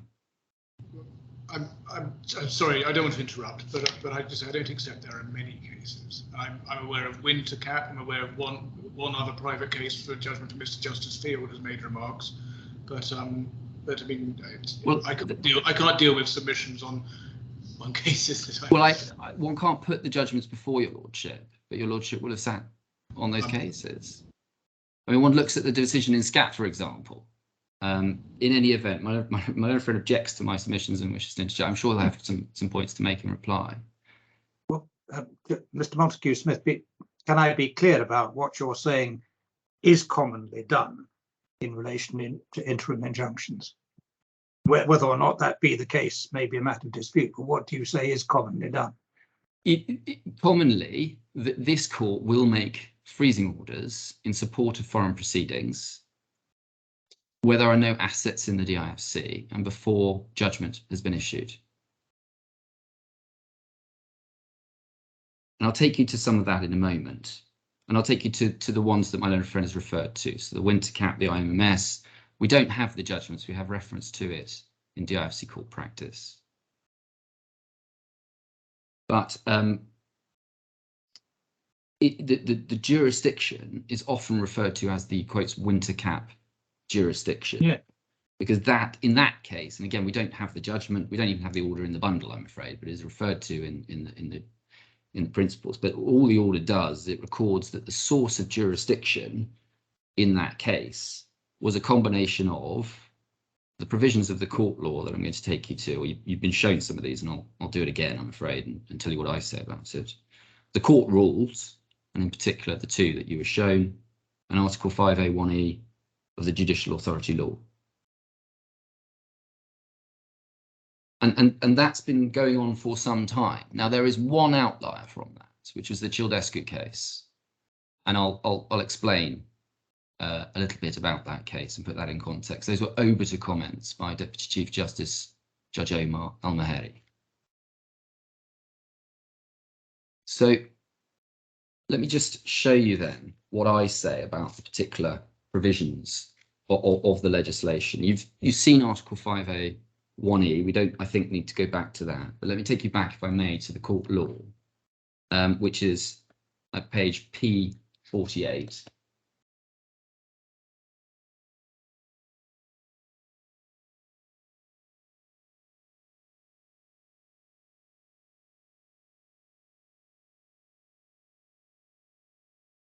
So you've got there subparagraph 22.2 on page 48, judicial review and injunctions, and you see from the previous page, this comes within chapter 1, jurisdiction of the court of first instance. And my learned friend took you to Article 20, first of all, and I don't rely on Article 20 as establishing jurisdiction. That's on page P47. And he makes the point about the language of that, which says 20 subsection 1, the court of first instance has the power in matters over which it has jurisdiction to make any orders, including interlocutory orders, and to issue or direct the issue of any writs it considers appropriate. So he makes the point that that is limited to cases over which the court has jurisdiction. And so what he says is when you get to 22.2, which simply says jurisdictional review and injunction, subparagraph 2, the court of first instance may order an injunction restraining a person from engaging in conduct or requiring a person to do an act or thing or other order the court considers appropriate. So the injunctive jurisdiction, his submission is, well, that in effect has to be read as being subject to the same limitation as Article 21, which includes the words in matters over which it has jurisdiction. He says it would be absurd not to incorporate that limitation. But the point I say works against him. This all comes under the heading of jurisdiction in this section of the court law. And where the provisions are confined to the situation where the court has already got jurisdiction from somewhere else, then they say so, as 21 does. You don't see those words in 22.2 because they are not limited in that way. You've seen also Article 24, which is the jurisdiction to ratify judgments. And you've got there Article 24(1)(b), which refers to the courts of Dubai, and also A, which referred to foreign courts of Dubai or the United Arab Emirates, is 24(1)(b).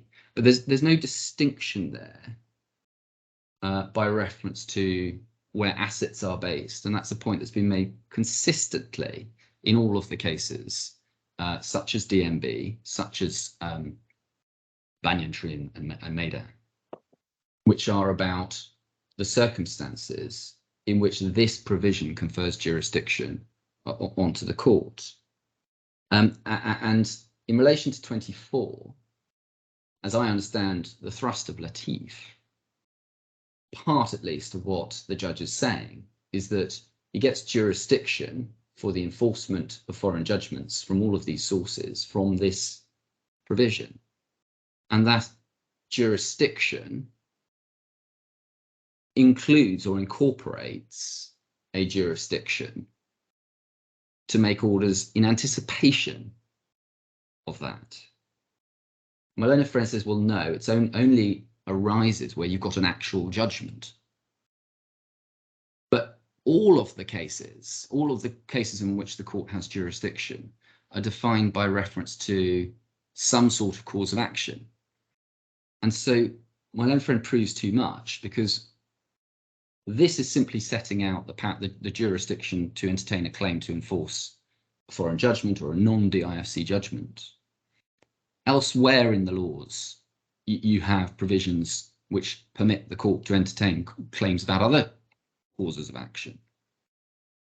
So if my learned friend is correct that you cannot attach some sort of ancillary jurisdiction to make orders in anticipation of an ultimate judgment where the substance of the claim is a non-DIFC judgment, then you have to follow that through and effectively decide that this court is going to basically apply the sort of Siskina approach, which is what we know is going to step out of line with all of the common law courts. Because if you can't anticipate a cause of action, which is a judgment, a foreign judgment, then you can't anticipate any other cause of action. And so you're back to the position where, and all of the practical problems that brings. So the situation, for example, where you know that a debt will arise on the happening of an event, but you're not going to get paid, and it's going to be, the debt's going to arise from a particular fund. In those circumstances, you're back to the pre-broad idea, convoy and broad idea position. You just can't see any powers and therefore any jurisdiction within that provision to assist you. When we get down to Article 32, we're back to injunction powers, and that's on page 53 of the bundle. And you see there what it says is Article 32. Sorry, Mr. Montague-Smith, my mind wandered. Just take me back a minute.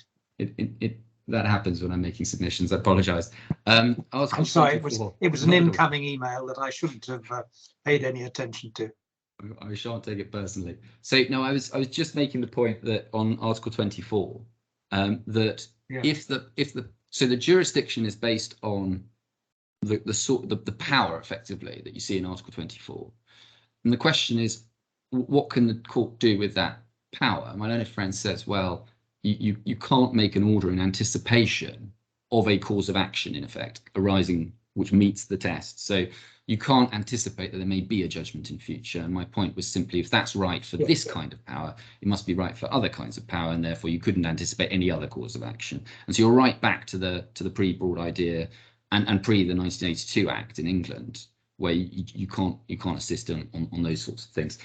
And then I was moving on to look at Article 32. Let's take it slightly out of order from the submissions, in the sense that I'm back to looking at injunctions here, and we looked at Article 22, and I made the point that it doesn't confine itself, unlike Article 20. Yeah, got it.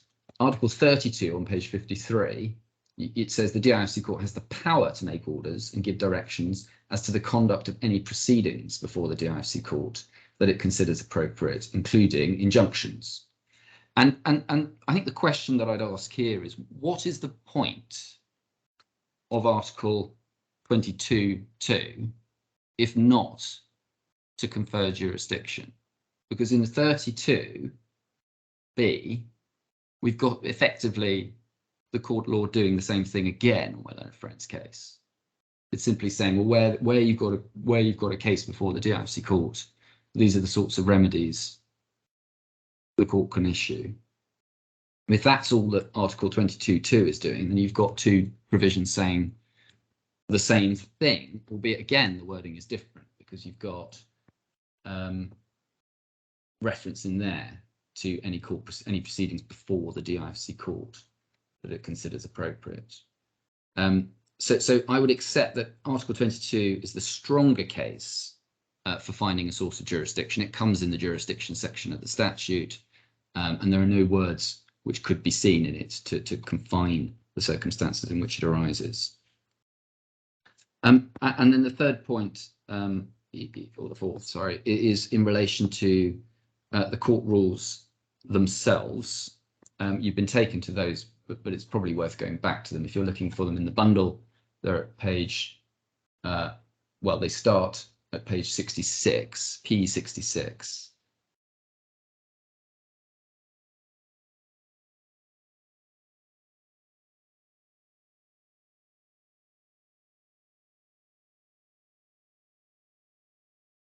And that's the general power to grant an interim remedy. And I accept that it doesn't necessarily refer to the circumstances of this case and might be seen to be very broad, but it's broad and it's capable of conferring jurisdiction, and that must be what it is intended to do if we look at 2524.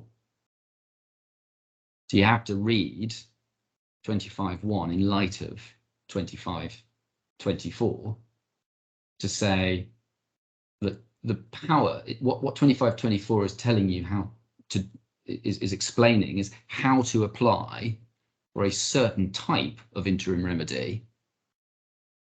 Now, whether the power for the specific type of interim remedy arises under 2524 or 25.1 doesn't much matter, but it's very difficult to see how you can understand this in any other way than saying that that power must exist, and the power being to obtain a remedy in relation to proceedings which are taking place or will take place outside the DIFC, and so pre-judgment necessarily.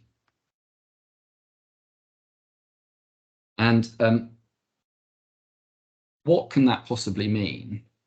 My learned friend says, well, it's not redundant, even on his interpretation, because it only applies where the gateways in Article 5A1 are met.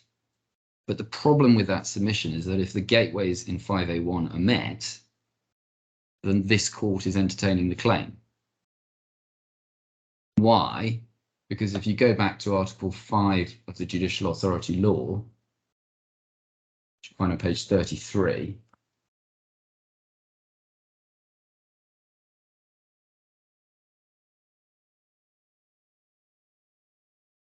you'll see 5A1, each of the main gateways, indeed all of the gateways, refer to the court having jurisdiction over the claims.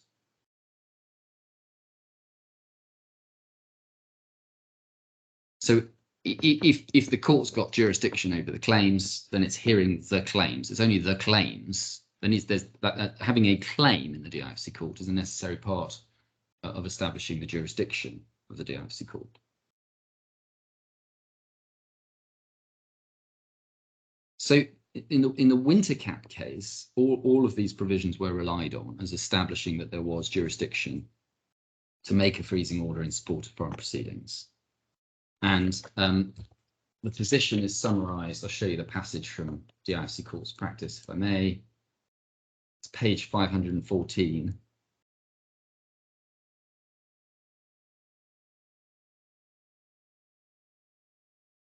Sorry, where are we going?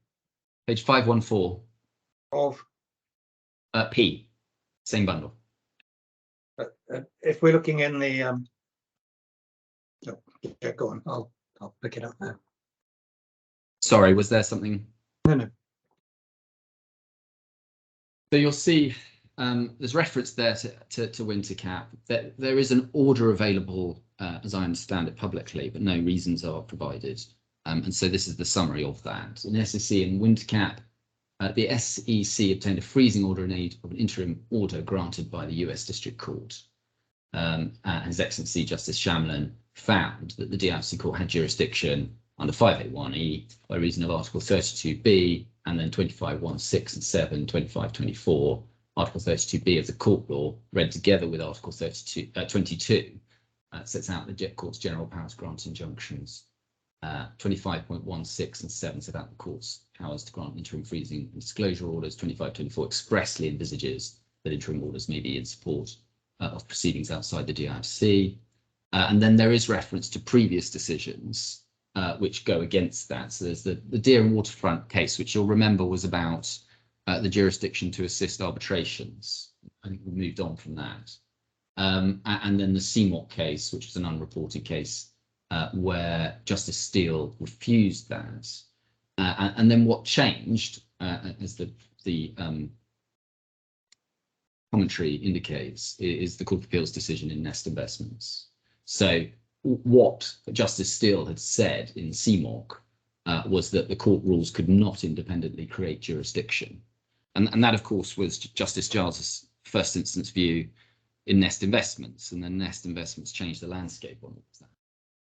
And then in addition to Wintercap, the editors are aware at least one other case, IMS and BankMed, and that was an all-just judgment of Sir Richard Field, who, of course, you'll be aware, gave the leading judgment in the Akhmedova case, which is said to be inconsistent with the principles that I'm saying you should adopt.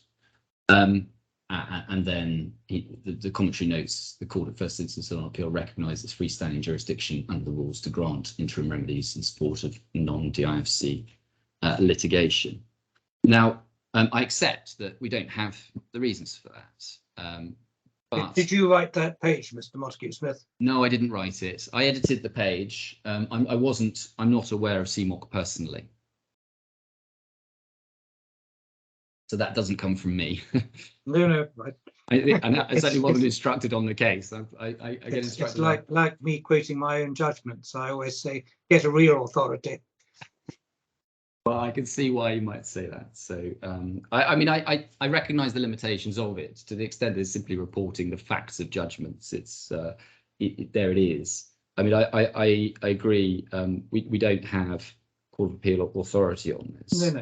No. Or rather, I say we don't have Court of Appeal authority on this. Well, I had a friend says inconsistent things about that, as far as I can see, because at paragraph 70 of his skeleton, I read it as him accepting that there is no binding Court of Appeal authority on this point. He says that in terms, but then he goes on to say, well, actually, Akhmedova is binding Court of Appeal authority on this point, and so I better address it. We don't have it for some reason in the bundle, but I can address it, I think, in the same way that he did. What I say is it isn't on point at all. In that case, there was a judgment against one party, and the claimant wanted to enforce that judgment against another party. And when you come to look at it, I'd ask you to look in particular at paragraph 21, where the court was looking specifically at the jurisdiction which arises under Article 24 of the court law, and said that that can't extend to claims against third parties to the judgment. And they say, well, it's manifest that the jurisdiction to enforce the judgment is limited to the party who is subject to the judgment. And that was the issue. That was the single narrow issue in that case. And that is not the issue in this case. And that was Justice Martin's conclusion in the Latif case. And he says that at paragraph 54 of his judgment. So what my learned friend is trying to do is extrapolate a wider principle from Akhmedova. And as I understand it, he says that the heart of the problem in Akhmedova was that there was no judgment against the defendant in that case. But that doesn't follow. And just before I deal with that, note, in Akhmedova, the court, that didn't actually stop the Court of Appeal making an order. So they actually granted what they referred to as quia timet relief. So they said, by the time it got to the Court of Appeal, what had happened was that the claimant had joined the second defendant to the judgment, but they hadn't actually introduced it into the proceedings in the DIFC. So they were willing to grant what they call quia timet relief. I'm not sure that is the right language, but in any event, they held the ring, and they clearly thought they had jurisdiction to do that in anticipation of a claim. So before it was formally asserted in the proceedings that there was a judgment against the party, they were nevertheless in the position to grant an injunction to protect that future claim, even though there was no claim on foot. And there's no explanation of where the jurisdiction to do that came from, but it is an example, I would suggest, of the judicial pragmatism in this field, which is that the court has always concluded, ultimately, that the construction of these instruments can't be approached in a way which leaves parties without remedies when they think there ought to be remedies. So there are a number of points of distinction from Akhmedova. And first is that it is the narrow issue that they were dealing with in that case is not the one that's before you today. There's no attempt to get an injunction against the third party. That was Justice Martin's point. He's looked at it, decided it. He's not clearly wrong about it, and the convention is that you should follow him on it. The second is that no other bases of jurisdiction were argued in that case. So the points we make about the other provisions of the court law, the injunction jurisdiction and the rules, those were not dealt with. They were not raised and not addressed. And Justice Martin found that those also founded jurisdiction. The third point is that, as I say, the landscape has changed. The Court of Appeal has since issued its judgment in Nest Investments, and the court's approach to these issues has changed fundamentally after that. And the fourth thing that has changed is that we have a Privy Council decision in Convoy and Broad Idea. If we take on board the full scope, the full effect of that, we say the court can clearly assist. You've been taken through Justice Martin's decision on this in Latif. And as I read his judgment, he is saying that the court has power under Article 24, ancillary to the prospective enforcement of a future judgment. And also, he concludes that this jurisdiction arises under the court law and out of the rules.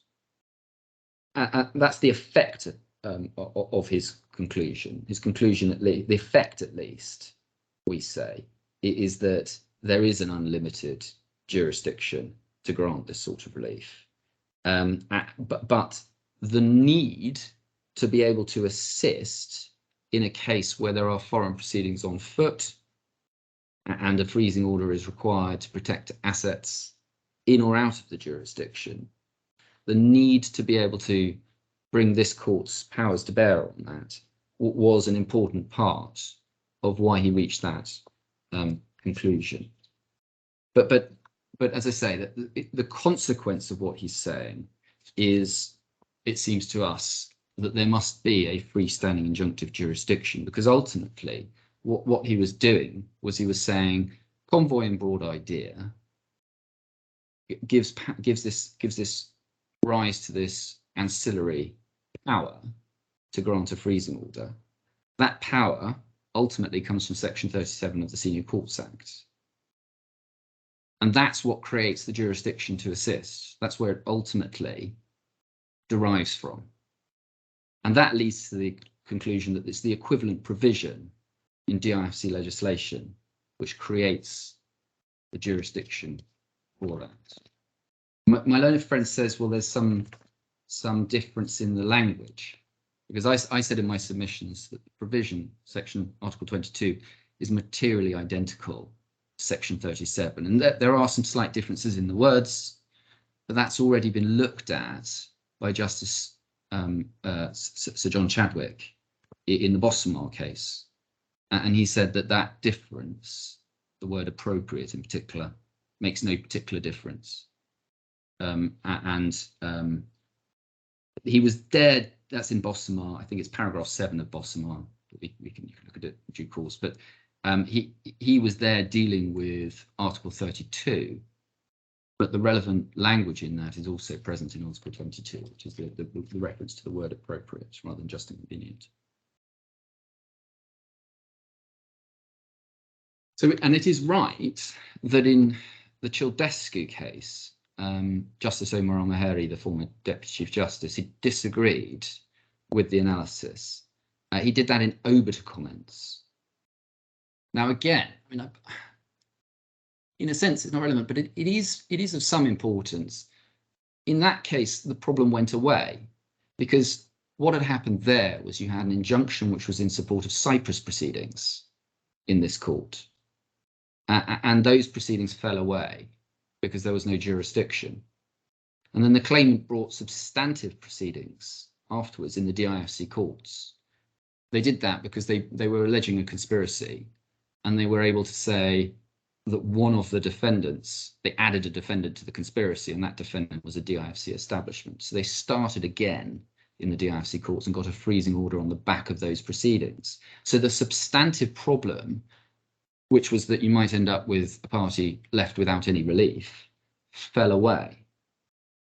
But the order was originally granted and was maintained for some time on the basis not that there was a claim in the DIFC courts that was going to be advanced, but that there was Cyprus proceedings. So even Childescu shows that two different judges took two different decisions, or another judge assisted in that case at first instance, albeit when it came to renewing the order and dealing with it on the inter partes application, by that point, the Cyprus proceedings had fallen away, and there was a different basis for having jurisdiction. And I say that the reasoning is very much against the run of cases in this court since at least Nest Investments, and the reasons which are given for that are far from compelling. My learned friend's skeleton argument summarises the points, and I'll just deal with it from there, if I may. Is at paragraph 67. Yeah.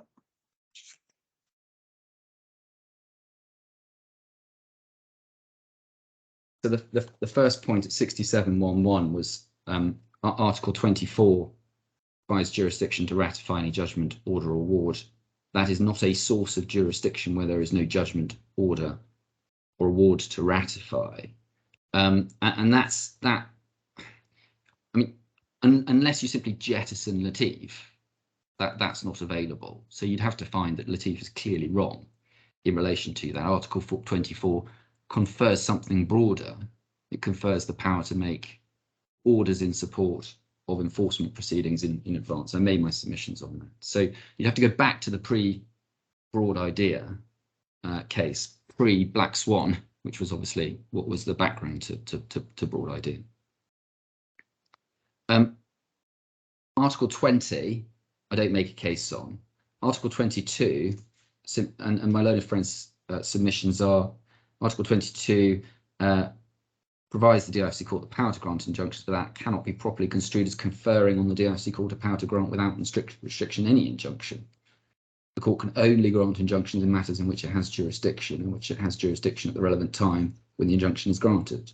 Source of that jurisdiction is not Article 22 itself. It must arise independently. So that's just assertion. And effectively, but what it does is it reveals the case, which is that you have to read into 22 restrictions which are not there. And again, that's the analysis that Justice Martin effectively adopted. Then these are not restricted in any way. Article 32b, again, this is really just assertion about what those provisions mean. It's asserting the conclusion, as with Article 22, that cannot confer an unlimited power to grant any injunction. It must be limited to matters in which the DIFC court has jurisdiction. And then 25.1 and 25.24 are simply rules of procedure. They do not and cannot confer jurisdiction on the DIFC court. So that's direct conflict with Nest. And then you have at 67 2.2 a reference to Nest, but suggests that it's dependent on the provisions being redundant unless they confer jurisdiction. That's not actually the analysis that was adopted in Nest. It's obviously one of the factors. But I don't think in Nest you were saying, unless this provision cannot be read in any other way as conferring jurisdiction, unless it would be redundant if it didn't confer jurisdiction, then a court rule cannot create jurisdiction. But in any event, this rule 25.24 in particular would be completely redundant if there was not some power to grant injunctions in support of foreign proceedings, and therefore some jurisdiction to do so, which arises under one or other of those. Whether 25.24 is explaining or shedding light on the scope of 25.1, or whether it operates by itself to confer jurisdiction, just doesn't matter. What's clear is between those two provisions, there is that jurisdiction. So none of the reasons we say which are given are compelling. None is a reason to find that Latif is clearly wrong. By convention, you ought to, we say, follow it. There's also this point, and I think it's back at 67.2, about exclusive, and that's one of the words that your Lordship picked up on. And what is being said, as I understand it, is that if you take jurisdiction over an application like this, then you deprive the Dubai courts of jurisdiction over their own processes. So if you find that there is jurisdiction, then they don't have jurisdiction. But that doesn't follow at all, where the application or the claim that's being run is not a claim on the merits, but is a claim in support of Dubai court proceedings. There's no conflict, there's no problem of exclusivity between an injunction here and substantive proceedings over there. And that's been determined by the Joint Judicial Committee in the Azaz and Opco case. I'll just show you that very briefly, if I may.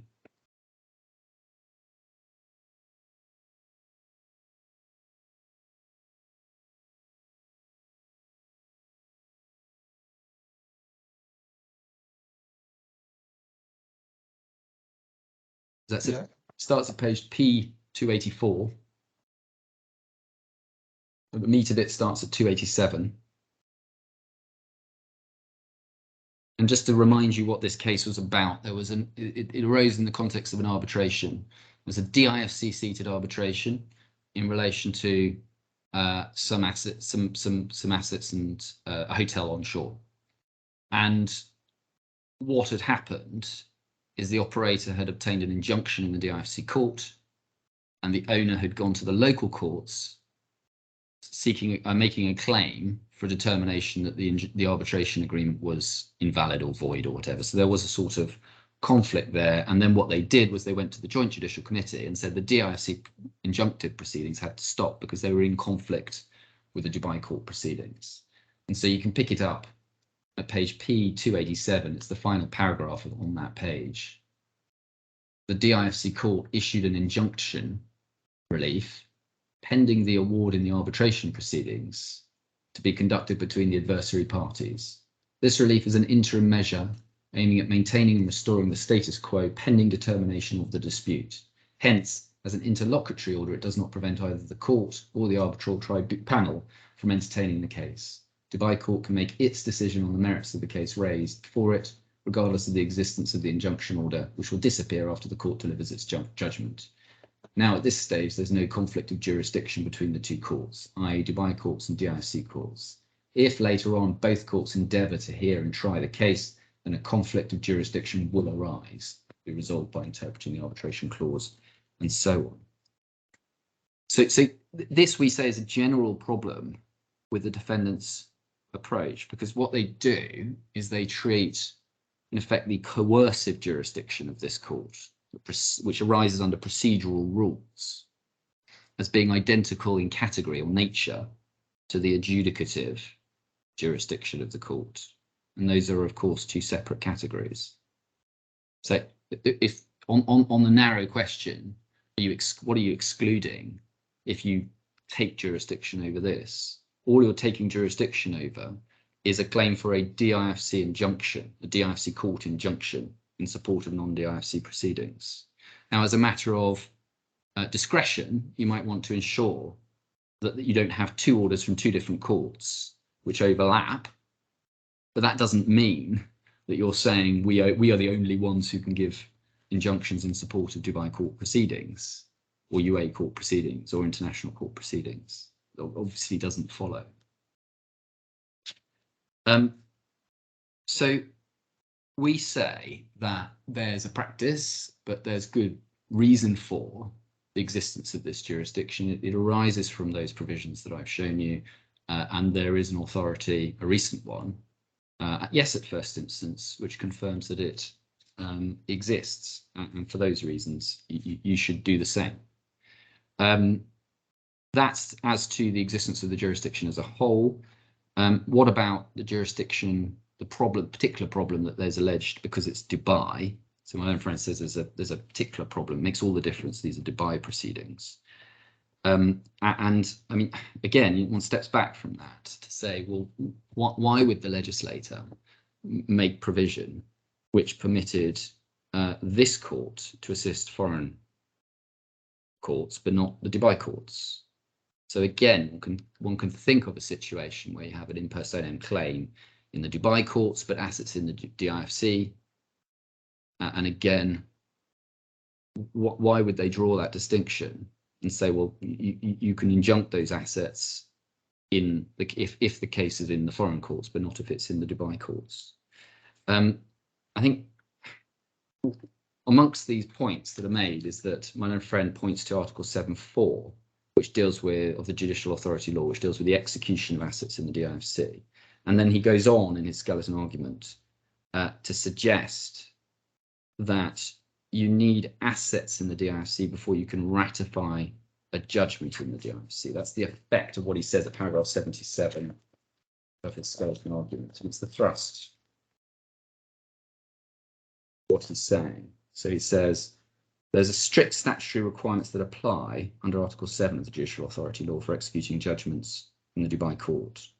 Judgments of the Dubai court can only be ratified and executed by the DIFC court when the specific requirements outlined in Articles 7.4 to 7.5 are complied with. Having regard to terms of those provisions, it cannot be said that the DIFC court currently has jurisdiction to grant interim relief, and the statutory requirements cannot be complied with, there being no judgment with which to undertake that specific execution procedure. So as I understand it, he's saying in order to ratify a Dubai court judgment, you need to be executing. And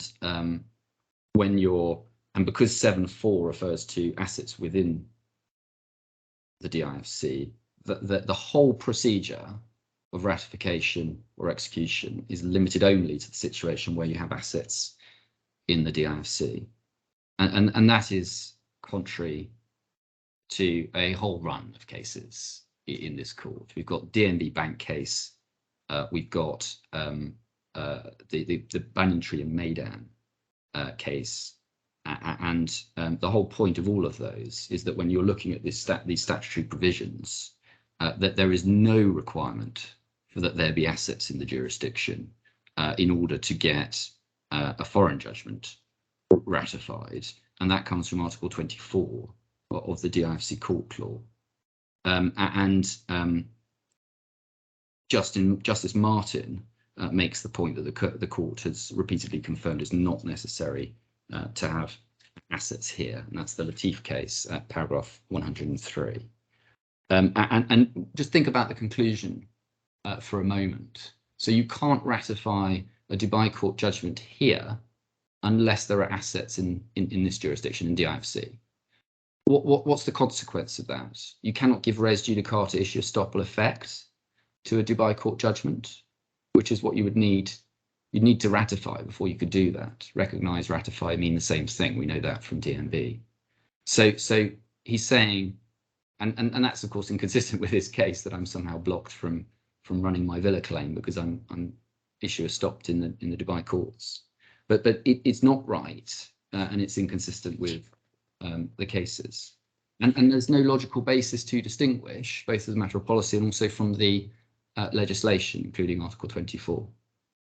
And it comes, I would suggest, from treating the DIFC and the Dubai as effectively different countries. It comes from looking at them through the lens of saying, well, you know, there's comity to be applied, and of course there needs to be cooperation between the two courts, but they're not different countries. They're part of a single judicial system, and so the central submission on decline to exercise, which I'll come on to, is what does it much matter which court makes the order?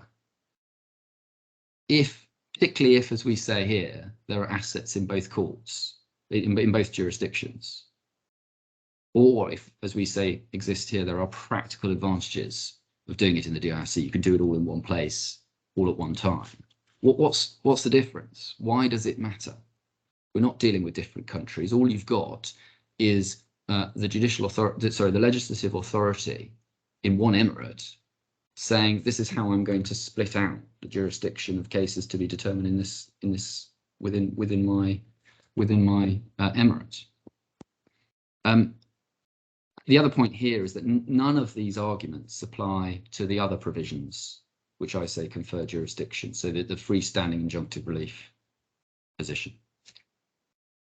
Well, that's what I was going to say about the existence of jurisdiction. I didn't propose to say anything else unless you want me to address anything specifically. I was going to come on and then deal with this argument that you should decline to exercise jurisdiction. And I was going to try to deal with that as discrete from the other points my learned friend makes, which are that if you do exercise jurisdiction and you do accept there's a good arguable case and you do accept there's a risk of dissipation, it's not just inconvenient to make the order, because obviously a lot of the points that he makes on the substantive merits of the application for a freezing order are also made in support of his position that you should decline jurisdiction. I'm not going to deal with those in absolute detail unless you want me to, having heard your observations from earlier.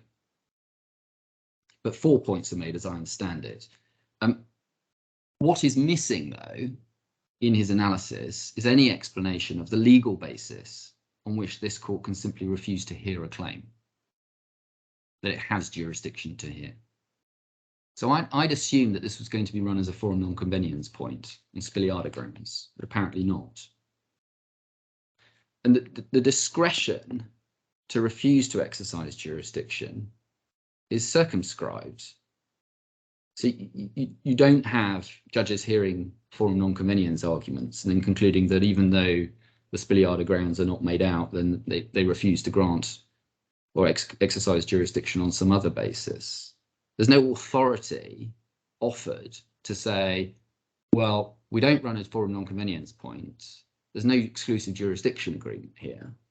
No argument of that sort is run. But nevertheless, there's some other discretion, broad discretion, unfettered by authority, which says you can take these issues into account and say, all right, I've got discretion to hear this application, but I'm just not going to do it.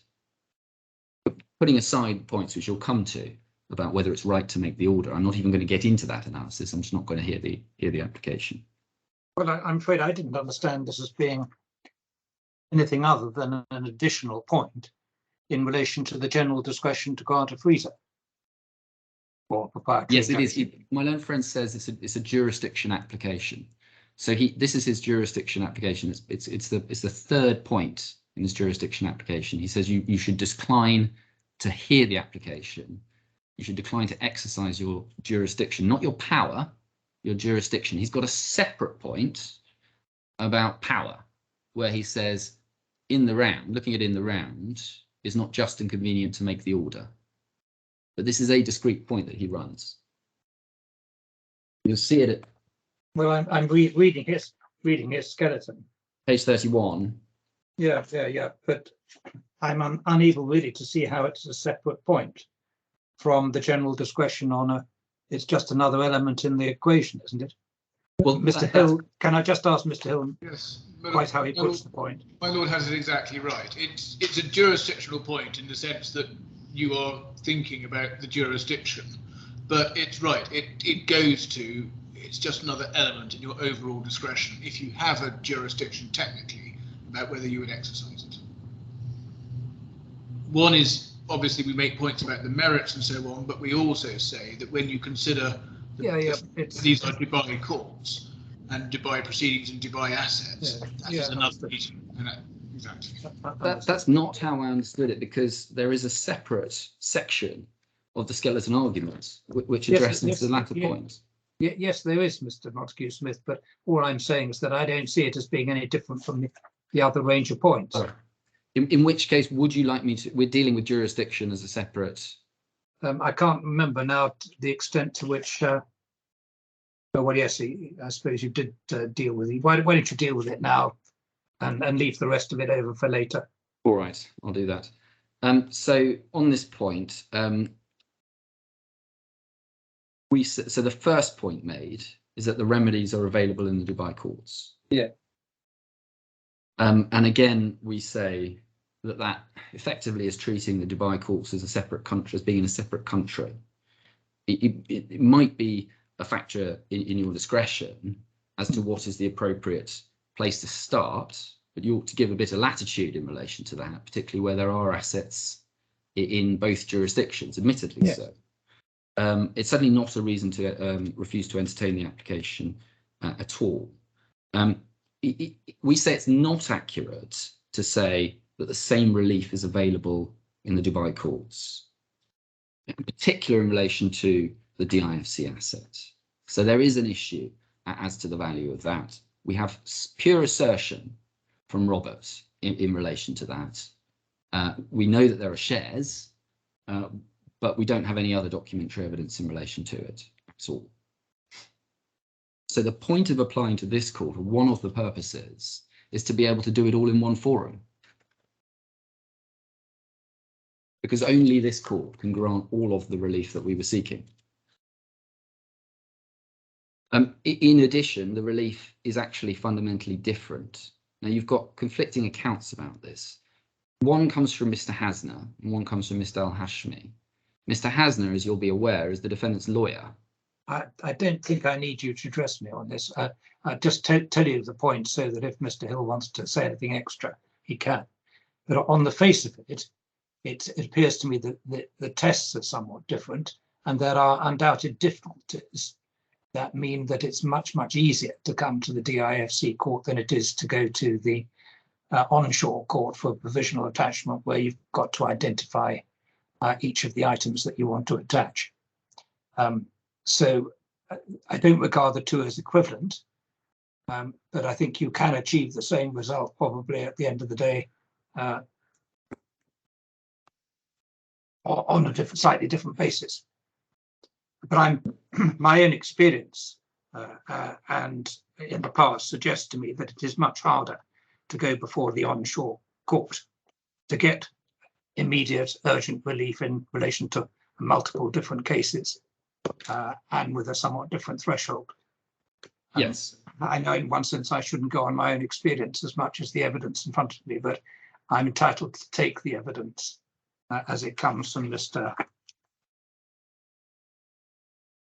Mr. Al-Hashmi. Yes. So I don't need you to address me on that.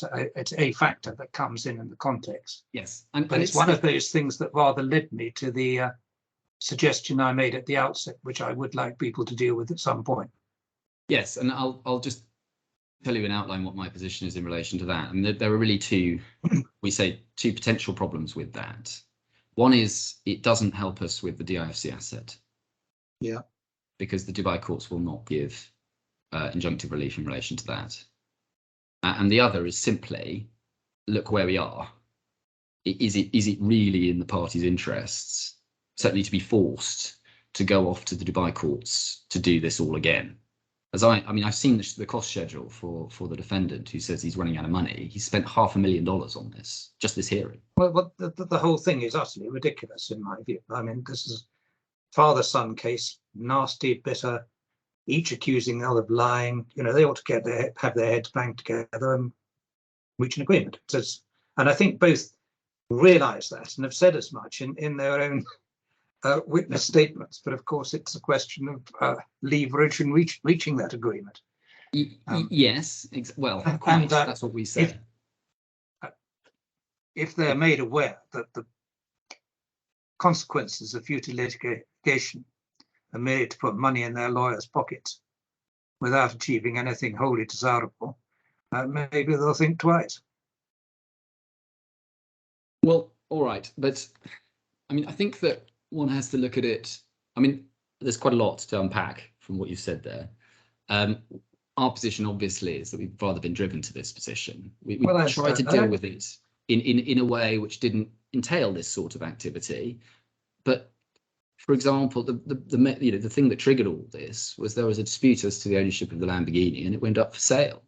And then bailiffs came round to seize the cars, the Bentley and the BMW, with lawyers attached. And then the claim was made that actually, no, the house doesn't belong to the person who paid for it and lives in it. It belongs to the son. I mean, that's his home.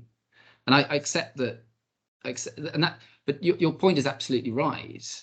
In relation to that, our position was in the quickest and most least procedurally expensive way, let's get an order to hold the ring. And then we'll have it all fought out in the court. And what do we get in response? We get one round of heavy evidence, and then when they're supposed to be responding to jurisdiction, we get 5 more witness statements and an expert report and hundreds of pages of exhibits, and then a 55-page skeleton argument. You know, 2 days before the hearing. I mean, we are not driving the expenditure in this. And I understand all of the reservations that your lordship has, but to send us off again for another round, maybe it'll cause the parties to come together. Who knows? But surely the better approach is to say we've spent enough on this aspect. It is right that the ring should be held until the outcome of those disputes. That's the decision of the DIFC court. And it has jurisdiction and power and can assist in relation to that. And if it doesn't make that order, bad things may happen. And, you know, we're not going to make you go off and do this all again in another forum at equivalent expense. That we say is the pragmatic response to the position that you're in, ultimately. And also, I mean, in relation to the DIFC asset, which we're told is valueless, but we don't have any real evidence about that we can trust, we would be saying you need to maintain that order anyway. I follow that. So I won't address you any further in relation to the availability in the DIFC court, in the Dubai courts, then, on the basis of that you've indicated. I think that the second point is that there's no connection with the DIFC, but we know that's not true, and we don't accept the valuation. But more essentially on the law, this is just another attempt, we say, to shoehorn in an asset requirement, which has been consistently rejected by the court. And then we've got arguments about good arguable case, and arguments about the other grounds for the injunction, risk of dissipation, and so on. I wasn't going to address you in detail at this point about those aspects. I've heard what you say, and I can address you if you like. One of the things that's said, and one of the key points that was made by my learned friend, is that there were inconsistent cases in the Dubai courts and the DIFC courts. I don't accept that at all. That's a question, as has been rather characteristic of the way that the case has been presented, of cherry picking and taking out of context statements which are made. It is clear that the case in the Dubai courts is consistent with what is being said here, both in relation to the villa and the Bentley. But I mean, I just remind you, and you've seen it in the skeleton argument. I simply don't want to go into this at all. I've read all the material in the affidavits, and the witness statements, including all the stuff that shouldn't have been put in by way of reply on a jurisdictional basis, and is, in my view, inadmissible for the reason there was no provision in the prior court orders for such material to be produced. I've read all that.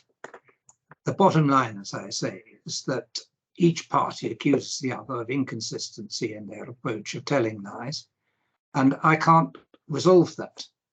And I can't even resolve it on a good arguable case basis, other than to say that both parties appear to have a good arguable case until one hears all the evidence and puts it all together in a full trial situation. So that I'm just not prepared to go into this area at all today. And if you want to say more about either of you want to say more about it, you've got a very uphill struggle. Well, I certainly don't. Right. Okay. Well, let's assume good arguable case on both sides, shall we? All right. So, well, I mean, those were my submissions ultimately. Right. I think, just as I say, steps A, you've got jurisdiction. B, stepping back, if there is an issue, separate issue about asserting it, this is not like the position of the English courts assisting in support of foreign proceedings in a different country. This is a system which are two pillars, as we've always heard, of a single judicial system. And consistently, the courts have taken that approach. This court, at least, has taken that approach, and certainly the JJC have said there's no inconsistency between injunctive relief here and relief in the Dubai courts. And it's not, I say, equivalent either, really, to the arbitration position, which is a position where the parties have consensually agreed that everything will be done in a particular forum. Absolutely. It's a different species, and that's, I think, one of the reasons why courts are very cautious to say, well, all right, we've got jurisdiction to make the ancillary orders, but the substance, but we're only going to do it for a very limited time until the arbitrators can get their hands around it. It's open to you and more appropriate for you in this case to say, well, now that I've got my hands around it, what's the point of doing this all again in another court of the same country, of the same emirate? It's a waste of resources, and will only encourage the sort of conduct that you've seen in this case. Yeah. My lord, unless there's anything further that you'd like me to deal with, that's what I was going to say on that front. And I understand services is no longer an issue. Thank you. Question, Mr. Hill, where do we go from here in terms of, you may want to reply to some of these points on jurisdiction, but where are we going after that? And what time limits have we got? My lord, yes. I will want to have a short reply on jurisdiction. I need to also articulate my position in relation to my lord's suggestion. If you do consider you do have jurisdiction, yeah. I think then I need to look at my notes and probably cut them down a lot, because clearly you're not interested in hearing quite a lot of points on good arguable case that I was thinking of making, and I obviously take that on board. There may be some points I do want to draw to your attention. So I would have thought I have some extra submissions to make after jurisdiction, but I would hope not more than sort of 40 minutes or so, if that works. I mean, I've essentially taken the view that this case is about jurisdiction rather than anything else. You know, you can address me on risk of dissipation if you want, but it seems to me what the evidence shows is that that the son was trying to sell cars, houses. He says in order to maintain his living, in order to be able to live. Well, that's perfectly true, but maybe perfectly true, but it's still getting rid of assets, some of which are said to be belong to somebody else. So I can't see they're going to make much headway on risk of dissipation either, but I won't shut you out from arguing it, obviously. What I'm going to suggest we do is just take 5 minutes now while I get myself a cup of coffee, and then you can make your reply, and then we'll see where we go after that. Yes. Thank you very much. Thank you. apologise, but could I ask that the 5 minutes be extended just to 10 minutes? That gives me a little chance to take some instructions in particular. Yes. On my just. Yes, of course. Where are we now? We're now. I make it 11:37 by my watch, so we'll say 11:47. Great. Thank you very much.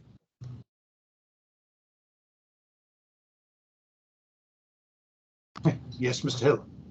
Lord, I apologise for the delay. Picking up these points in reply, my learned friend says that there will be a great problem in my submission because the DIFC court will be unable to assist.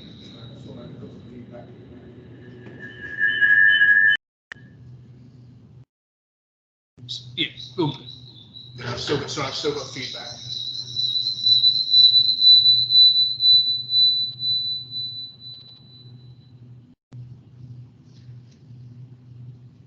So my learned friend says there's a problem because the DIFC court. I'm sorry, my lord. I've got a technical problem at my end. Got an echo. Let me just see if it can be resolved. Yes, sir.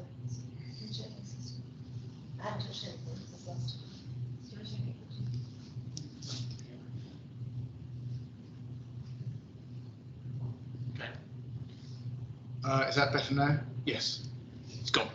Thank you. Now, on this point about the DIFC court not being able to assist if there are assets in the jurisdiction and there's a concern in relation to foreign proceedings. Now, in many cases, of course, the DIFC court can assist anyway, and it depends on whether one can come within the gateways. And that's, as I said earlier, the same point as will apply even in relation to other jurisdictions. So you've still got to get within having some sort of connection with the DIFC. And it may be that the degree of connection required in this court is slightly different from other courts, but that doesn't matter. The fact that one has a degree of connection is not unusual. Secondly, one needs to keep in mind that if there is a interlocutory freezing type judgment of a foreign court, that itself is a judgment that can be brought under Article 24. So there is a further opportunity. But what you can't do is just say, I've got a case. And one does need to be realistic about what my learned friend says when he talks about enforcement of a future judgment. You don't even need proceedings on his case. It's just someone coming to the DIFC and saying, I've got a case elsewhere, and in protection of that, I want an injunction in support of future enforcement. And so it really is wide and unlimited and with no jurisdictional ambit. Well, that's the first point. The second point relates to broad idea. And my learned friend did make clear that he puts his case in two ways. One is the narrower way, which may be, I think you consider as what is being said in Latif, which is it's limited in some way to the enforcement principle. But my learned friend also says there is a freestanding, unlimited jurisdiction of the court to grant injunctions. So his case is put extremely high. The third point, my learned friend says that dealing with this question in other jurisdictions, one requires at least some degree of connection. He says that there's a new CPR provision coming in. But even as he made that submission, he accepted that a degree of connection was still required, unlike in the DIFC on his case. Fourthly, my learned friend says there are many cases where this jurisdiction has been exercised. I don't accept that, and I don't accept it's appropriate as a submission to make. The only cases referred to in the textbook my learned friend referred to are Wintercap and the judgment of unreported of Mr. Justice Field, and indeed that textbook says the editors are only aware of that other case. Fifth point relates to the court law and Article 22. My learned friend does posit a distinction between Article 22 and Article 20. Article 20 is the one that gave the power, explained that the court had powers within its jurisdiction. And my learned friend does say that Article 22 is somehow different when it comes on to injunctions. And we do say it can't be right to read Article 22 as not being subject to the limitation in Article 20, and that would be arbitrary and irrational. My learned friend next referred to Article 24, still in the court law, and he picked up a point raised by you in argument with me, which is, can you have some freestanding jurisdiction that is anticipating a future judgment under Article 24? And one still needs to find the source of that jurisdiction. And as I say, it's very easy to get seduced by the idea of enforcement in aid of a future judgment. What it means in reality, in the real world, is someone saying, I've got a case somewhere else, can I have an injunction? That's all it's saying. So it's very wide, and that is what one would need a jurisdictional hook for, which doesn't exist. My Lord, my sixth point also relates to the court law, Article 32.2. My learned friend asked, well, what's the point of Article 32.2? And in fact, that part of the court law explains what the point is. This part is about the court making orders in the continuing conduct of the proceedings that are before it. And you can see that from the wording. So you have the earlier part that deals with jurisdiction, and this part that deals with orders that the court can make as it goes along in the continuing conduct. Next point relates to RDC 25.1 and 25.4. My learned friend says in relation to 25.4 that my submission can't be right and it can't be limited to the gateway cases, gateway jurisdiction, because otherwise the court must determine the substantive claim. And he says that as a matter of interpretation, I should say, of Article 5.1 of the JAL. But that's an unnecessarily and I submit inappropriately narrow interpretation. That's not what Article 5.1 is getting at. And of course, it'd be impossible to square with Article 5.1e, as it's already been applied in this court in relation to the ratification of judgments from other courts. Next point is Ahmedova.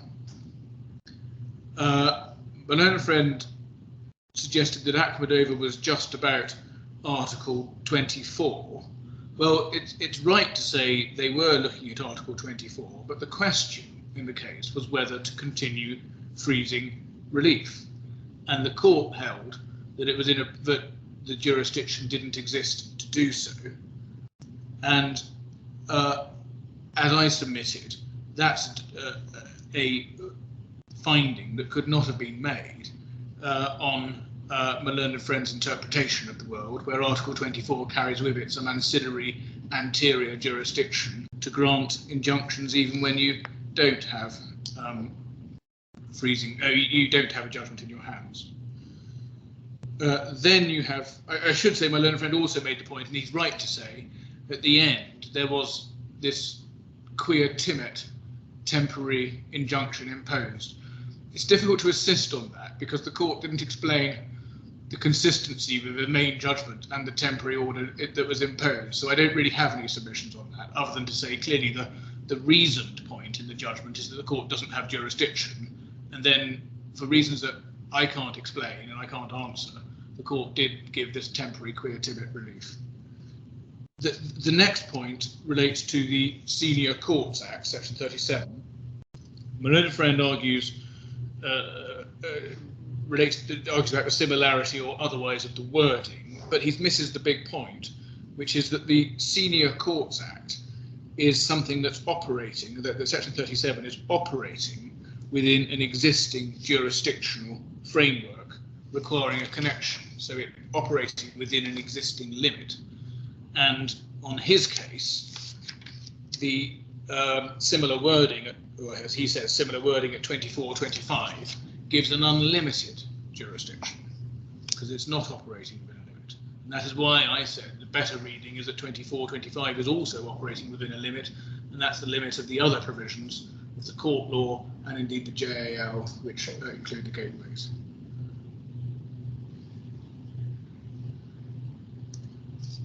Next point, my learned friend, is with respect to Aunt Sally. He says that we are saying the RDC rules are simply rules of procedure and can't give jurisdiction. I hope I made clear first time round, we're not saying that. We accept the decision in Nest Investments. The RDC rules do count as DIFC regulations and can confer jurisdiction. It's a question of interpretation. But the rule at 25, Rule 25 and 2524 in our submission clearly isn't doing that and isn't extending jurisdiction. I'm not going to deal with asas opco because that is just not on point. It doesn't relate to the question of whether there's jurisdiction of the circumstances of this case. And that covers the points my learned friend made on the main jurisdiction argument. Then there's my secondary point about the nuance of us looking at onshore Dubai. My learned friend says, why shouldn't this court be able to assist the Dubai courts if there are assets in Dubai, in the DIFC? And that misunderstands my arguments. I do accept that this court can and does assist the Dubai court if there are assets in the DIFC. The question that arises, my submission arises, when the assets are not in the DIFC, but where you have assets in Dubai and proceedings in Dubai. And my learned friend then says my submission is contrary to existing authorities such as DNB and Maidan. And that again is missing the point, because when you have a foreign judgment, that gets ratified and turned into a DIFC judgment, which can then be exported and used as a conduit and taken to Dubai. And that is not the system that's applying under 7375 of the JAL. Then one comes to discretionary points, and my learned friend makes the point that only the court can grant all this relief, and that is, in my submission, a minor point when the relief he's referring to that falls outside what the Dubai court could do consists only of the Yalla Investments shareholding. And I know my learned friend keeps saying, well, he doesn't know all the details of the Yalla Investment shareholding, but it's entirely clear from the evidence this is a shareholding in a non-trading startup company that hasn't got operational yet. My learned friend can't sensibly say that there's any significant asset or any vehicle for dissipation or anything of the kind arising from the Yalla Investments asset. And we do say that if this case, and if the court only considered that the appropriate area for jurisdiction comprised this shareholding, then the court would decline as a matter, or should decline as a matter of discretion, to grant injunctive relief, because it's simply not a sufficiently significant asset in which to do so. But then we come to your suggested solution or possible solution. If I could just start with our position on that. Obviously, it goes without saying, because of the arguments we are running on in relation to jurisdiction, that we do accept that the appropriate jurisdiction should always have been the Dubai courts. So we do say that the claimant should always have been in the Dubai courts, and if they want to renew their application in the Dubai courts, then that is the appropriate place for them to do so, and for them always to have done so. With regard to the question of holding the ring in the meantime, obviously our first point is whether the court has jurisdiction to do so, but if you decide you do, then we of course say that's better than continuing the whole of the injunctive relief. But we could just make clear our position, which is that this freezing order in particular has an extremely serious detrimental effect on Robert. Robert is without an income, he doesn't have a job, and the assets that he would have needed in order to meet his liabilities and fund his ability to live, really, absent an income he doesn't have, really require him to sell the Villa 15. That's an asset he can't afford. It's an asset that has to be sold in any event in the context of a divorce, and that is the asset that will yield the money that he requires to fund his continuing lifestyle. When I say lifestyle, that shouldn't mean should be read to mean a lavish lifestyle, but to meet his existing expenses and liabilities. And my learned friend has said said today already once, and has also said a couple of times in his skeleton argument, you can't see why the defendant is opposing the continuation of relief. And that is, in my submission, an ivory tower point to make.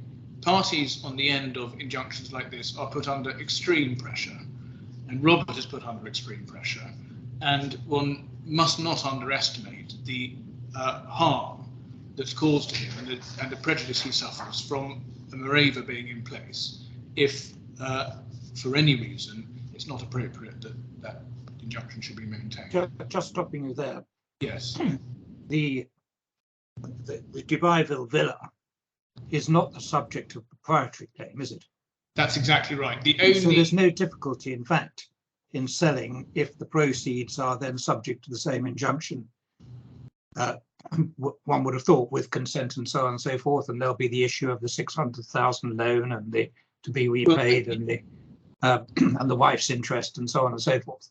Yes, just to be clear on that, there isn't a £600,000 loan charge. Oh, right. And the claimants must know that. They must have done searches against this property. The wife, a estranged wife, asserted in evidence in reply that this existed. There is a liability, but it's an unsecured liability. Right. There's no charge against the assets, and they must know that. So, but my lord is right. I mean, I don't necessarily want to get into this, but no, I know. On the face of it, you know, if there is an asset that has to be sold and a sensible price can be got for it, then there's no skin off anybody's nose in the sale going ahead, and the proceeds being subject to whatever injunctions are appropriate, with appropriate provision for living expenses. My lord, you would hope so, but I don't know if you've obviously seen the evidence. You probably haven't seen all the correspondence. The history of this litigation is unfortunate. The chances of us getting permission to sell this property on a consensual basis, I would have thought, are extremely thin. And no doubt with another expensive contested application for permission from the court, we might get there. But this is just an example of the sort of pressure that Robert is put under by an injunction of this kind. And that's one of the reasons why he is resisting and has resisted the continuation of the relief. So that's just the background. But so against that background, in terms of my lord's suggestion, yes, we say that's where they should always have been. Yes, we say that my lord's suggestion is better than continuing this injunction, just willy-nilly. And in relation to my learned friend's points, my learned friend says, well, this doesn't help with the Dubai asset, but that, of course, is the immaterial shareholding. If the court thought it appropriate to maintain an injunction just for that asset, so be it. We would suggest that the court's most unlikely to want to do that. And then secondly, my learned friend makes a submission, well, effectively, we are where we are. And that's not appropriate, because if you come into the wrong place and can cause people to spend a lot of money, it's not right to say, having spent all this money regarded as sunk costs, and you should just now stay in the wrong place. And that's a submission in that the court should not entertain.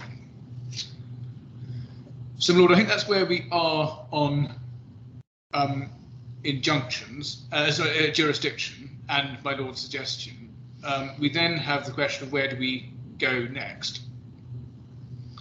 Well, I think probably the simplest thing is if I indicate to you what I'm going to decide on jurisdiction, yes, and I'll give you some reasons in writing.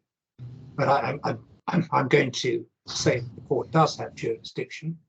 My reasoning may be slightly different from Judge Martin's, but it's going to follow the enforcement principle essentially as an adjunct of the powers given to the court, the undoubted and accepted powers given to the court in relation to the enforcement of foreign judgments.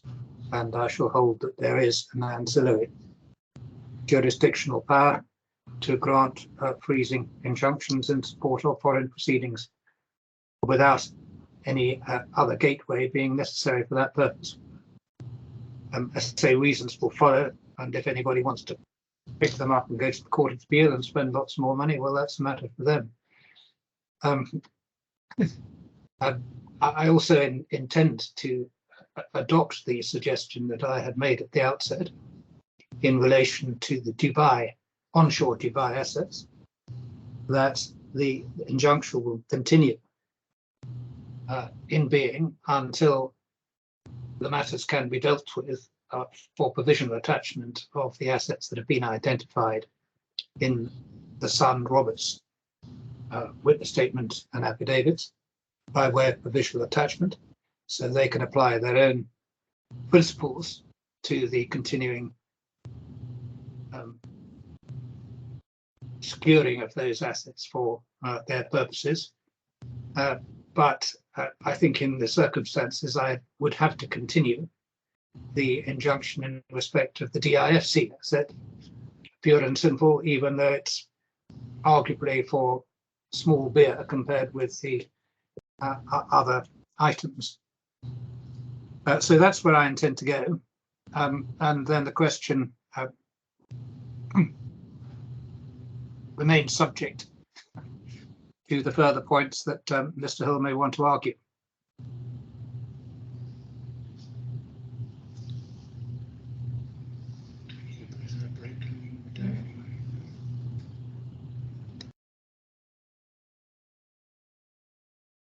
I mean, in one sense, Mr. Hill, although you have some further arguments that would result otherwise in the discharge injunction in its entirety, it may be that this takes you far enough for current purposes. I don't know.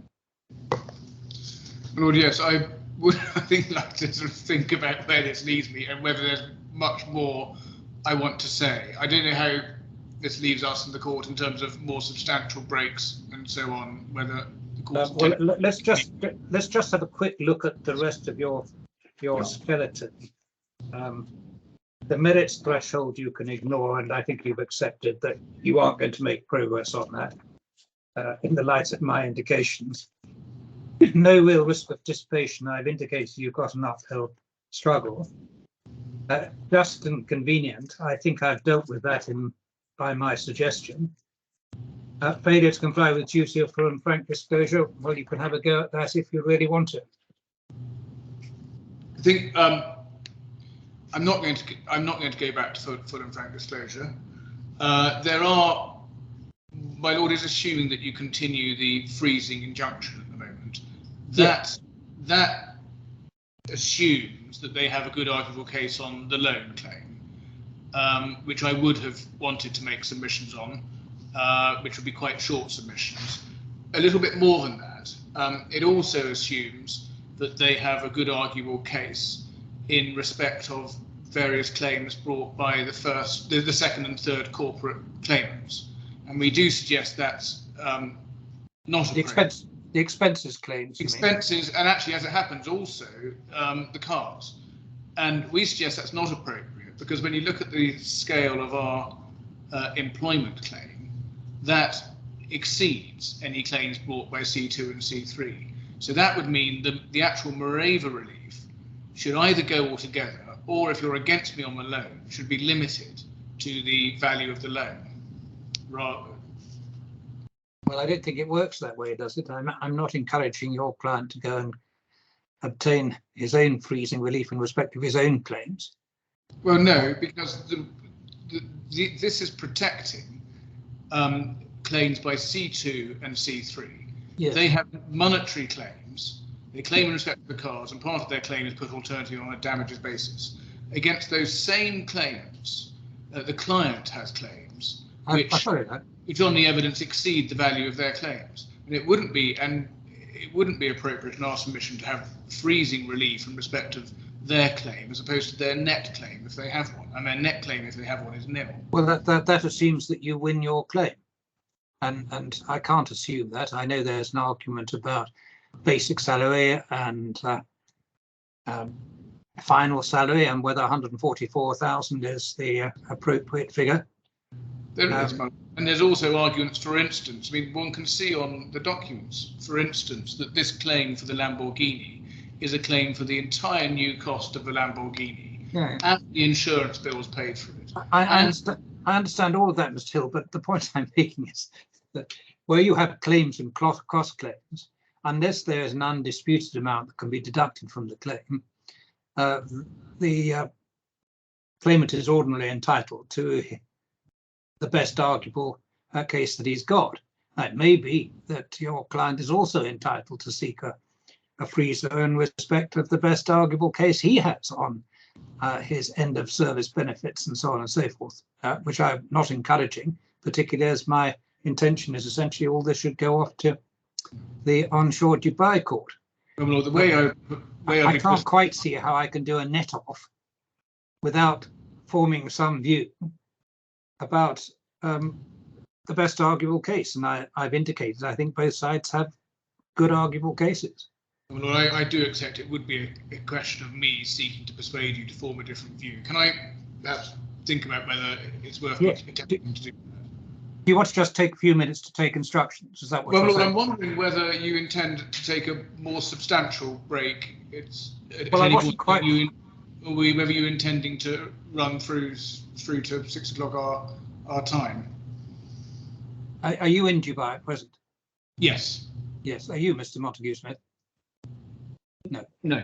I had thought we were simply running for 4 hours straight and stopping, subject to any sort of break that of the kind we've just had. You know, a very quick break to comfort break and what have you.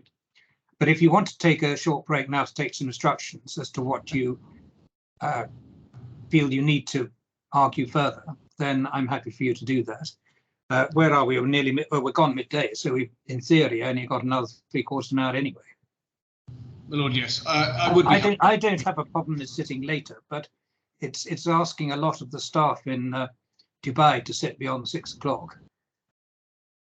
So that I wouldn't be wanting to do that unless you could assure me that you were going to finish fairly shortly after 6.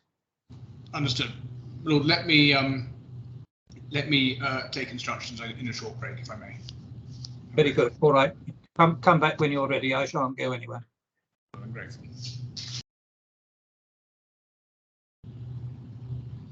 Yes. Lord, I'm grateful for the further time. I'm not going to try and persuade you on points going to good arguable case. So in terms of where we are, we do submit that we want to get rid of this injunction as quickly as possible. And for that purpose, we do submit that the claimants should be undertaking that they should apply to Dubai courts, we would suggest within 7 days, for their precautionary attachments, and that thereafter they take all steps to procure expedition of the determination of those applications. Because we're keen, if those applications, if a Dubai court doesn't consider they're well-founded and they're the right forum, then at that point we are very keen to get rid of these these injunctions. That's the first point. Second point relates to spending relief, and I know this is not something anyone wants to spend time on because it's quite granular, but it's important. We have got an application to increase Robert's spending relief. I don't know if it's opposed, but if it is, we need to discuss that because Robert is in financial difficulties on meeting existing liabilities, and we do need an increase. And then the last point is costs, which we would suggest, given where we are, should be reserved to till after we know where we are on the determination of the applications in Dubai. Yes, Mr. Montague-Smith. So on the first point, I mean, if your lordship requires an undertaking from my client, that goes well beyond the sort of analogous situation that you were contemplating in relation to arbitration. I mean, it's up to one party to usually to bring the issue before the arbitrators in one form or another. I don't know sitting here whether I can give you that undertaking. I don't have instructions and I need to take them. I think a representative of one of my clients is on the call, but I hope I can get those instructions if you require them. But I do say that that goes too far, and I certainly don't know whether that can be done within 7 days. I mean, we've had this injunction outstanding for a number of months now. My learned friend consistently says that his client's in financial difficulties and the only asset is the Dubai land villa. But we also know that in order to fund these proceedings, he's liquidated an offshore asset. So all we know about are his Dubai assets. He's liquidated an offshore asset to pay for this proceeding. He has not disclosed what his offshore assets are. He was not ordered to do so. And at present, there's no evidence as to what they are. So I don't accept that there's some sort of urgency in relation to this or any kind of pressing. I mean, obviously, it needs to be done in at a reasonable pace, but arbitrary time limits of 7 days, I would suggest, are difficult. I can take some instructions. Well, the other option would be for me simply to continue the injunction for a further 21 days to allow you to take such steps as you're advised in relation to provisional attachments in the Dubai courts in relation to the onshore assets. That yes. Would mean that you'd have to get on with it within a certain time, otherwise the injunction simply goes. Well, I think it has to be, if I can put it like this, I mean, if you're going to impose a time limit, it would be on when we made the application. I think that's what my learned friend was suggesting, rather than when we get the order, because that's not something you can control. That's what I meant. I give you so you continue this injunction for 21 days to enable you to take whatever steps you needed to do so, and then continuing until and if you did so, continuing until such time as the decision's been made. With the second proviso, I can see that. Thank you. So I can see that. I mean, I have no instructions on that, but I see the sense in it, and I'll wait and tell you if I get any instructions to oppose it. Spending relief. We have seen the application in relation to that. Well, is there an application? I'm not sure there is, but in any event, the request is increase it from the current $3,300 a week to $7,300 a week. What we say about that is that includes a number of items which clearly he's not paying for, and in particular, I'll just dig out my notes on this. I mean, you don't. I haven't seen any details on this, other than that I understand from evidence that the father's paying the school fees at present. Father's paying the school fees. We understand Robert has now refused to pay certain of the other items which are listed, such as Sophia's medical insurance and so on. You don't have detailed evidence. You don't have a proper schedule. What I'd suggest is that I think my clients would be willing to increase it. I don't think they'd be willing to increase it to the 7,300. Perhaps the better way to deal with it is to put a time limit on it, and then we can write to you if there's a problem. Is that going to be acceptable? Do you want us to go through the chapter and verse on it all right now? Well, I mean, I don't have any of the papers that deal with it, do I? Well, you've got correspondence, and the correspondence itemizes things in various different places, and then there's various bits of paper which are said to support those things. There's no witness statement which says these are my expenditures it's quite difficult because it's scattered.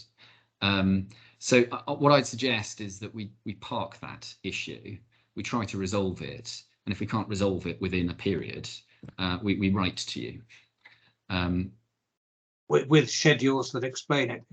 I don't want to be looking all over the place to find bits and pieces. Yeah, it's a self-contained issue. I think I'll give you 7 days to sort it out. Yeah, quite. So as I've indicated, my learned friend, I think we'd be willing to increase it, but not by that much, and hopefully that's sufficient for him to realise that there's likely to be a proper resolution to that. And then the final position is in relation to costs. I mean, obviously, I say I should have my costs. Why do I say that? Firstly, there's been a jurisdiction application which has failed, so I should have the costs of the jurisdiction application.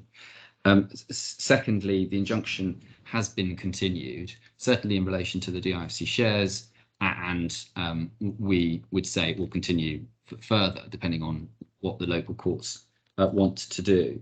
The vast majority of the material that has been served went to issues which have been determined against the defendant. and in particular, the mass of material, which required a lot of work and a lot of money was spent on it, was dealing with all of this stuff about good arguable case. Because yes, I can see your lordship takes the view, well, it's, you know, it's obvious there's a good arguable case here, but what you can't do is risk that there is some document there which is presented as slam dunk case on a particular aspect, or that a party comes to court and says, well, we said this and it hasn't been disputed. And then the other aspect of it is there were some very serious allegations which have been made which couldn't really go unanswered. So the late service of all that material led to a significant increase in the spend. We had to add people to the team to get on top of it because there was so much of it to go through it. So ultimately, everything that has been argued has failed. Some of the points that were argued were not even pursued. So the service point was abandoned and the full and frank disclosure points were abandoned. And that aspect of it is actually, I say, particularly unfortunate because the full and frank disclosure complaints are serious allegations, as the authorities say in various places. And we were presented with a moving target in relation to all of that. And I've included in the bundle recent authority in relation to that, which suggests that if you're going to make those sorts of allegations, you need to give proper particulars of them. You need to ensure that they are serious, that they are really material.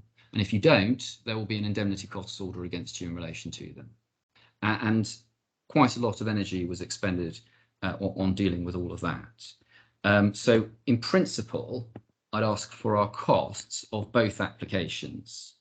The only difference between what we were seeking and what we've got is your lordship's suggestion, which could have been dealt with very shortly had it actually ever been raised by the defendant. So in principle, we ask for our costs of both applications. In terms of the numbers, I don't ask you to assess them. Ultimately, both parties have come out at almost identical figures. It's significant. We say not for any reason caused by us, because there's been this uptick in the requirement, but I'd ask for 50% of my costs on account. What sort of figures are we talking about? Both parties, I'm afraid, we've spent $535,000 across both applications. My own friend has spent about 540,000. His is expressed in dirhams. It's just shy of 2 million dirhams. So I'm looking for half of that, which would be about 265, I think. 265,000. That's all I had to say. Thank you. Lord, starting with the undertaking, very concerned, my own friend resisting giving an undertaking at all. Well, it doesn't matter if I make it a condition, does it? Yeah, exactly. My lord says 21 days. We would suggest 14 would be adequate for them to be making an application. And then there is the point that thereafter they must take all steps to procure expedition. What we're very concerned about is a notional application going in, a minute just sitting there, such that these injunctions continue as if they'd had the full injunctive relief for a long time. So we do say they must undertake to procure, but these. Well, again, I can make that a condition. And yes. If there's a problem, you can come back. That would be fine for us, Lord. That's the first one. Second one is the spending limit. We're happy in principle with it being resolved in correspondence and us returning to you if necessary. We should just say it's wrong. Well, friend's wrong to say this medical insurance bill has not been paid. It's actually been paid by my client, and he does need to be careful what he says. We would also say that the claimants do need to take a cooperative and less hawkish approach to this question of a spending limit than they've previously taken. And we will be renewing submissions to this court if we see the sorts of difficulties thrown up and the sort of demands for proof and evidence on the detail that they have shown to date. It is something which should be approached constructively by the claimant, so we would hope it's not necessary to return to this court at all. Third point is costs. And we do say the cost should simply be reserved. It's right to say my lord was against me on the jurisdiction application, certainly in terms of the pure point of law, but the court has said this application, these substantive injunctions, should essentially go off to be determined by the other court, and that was the gist of my jurisdiction application. And if this had been raised at the outset, then none of these costs from either side would have been incurred, because the claimants would simply have been in the Dubai courts all along, with the exception if they really wanted to, which we think is most unlikely, if they had wanted a specific injunction in relation to that DIFC asset. So we do say the proof of the pudding will be in the eating, and if, as we say, one, in any event they should have been in the Dubai courts all along, and this is clear from the effect of my Lord's ruling, and two, if we are successful in the Dubai courts, it'll be all the more apparent that these injunctions should never have been issued. And in those circumstances, it wouldn't be right for us to have to bear costs in relation to proceedings which on this footing should never have been issued at all in the DIFC court. And I would say that my learned friend suggests that various of our arguments we haven't pursued or have failed in relation to full and frank and good arguable case and the like. That's not fair. We have recognised, in the light of my Lord's indication, that you want to hold the ring until a determination in the Dubai courts. In those circumstances, I haven't pursued oral argument in relation to, for instance, full and frank disclosure. I'm not suggesting those are bad points, and if my own friend wants me to, I'll renew them. But in the light of my Lord's indication that he's going to make a holding the ring injunction over until the Dubai courts, I haven't taken up court time with them. It's not right to say these are all bad arguments that have failed. So we do say that the fair outcome is to simply reserve costs. In any event, we suggest these costs were, on these applications as a whole, unnecessary, and they'll be even more unnecessary, proved to have been even more unnecessary if we're successful in the Dubai courts.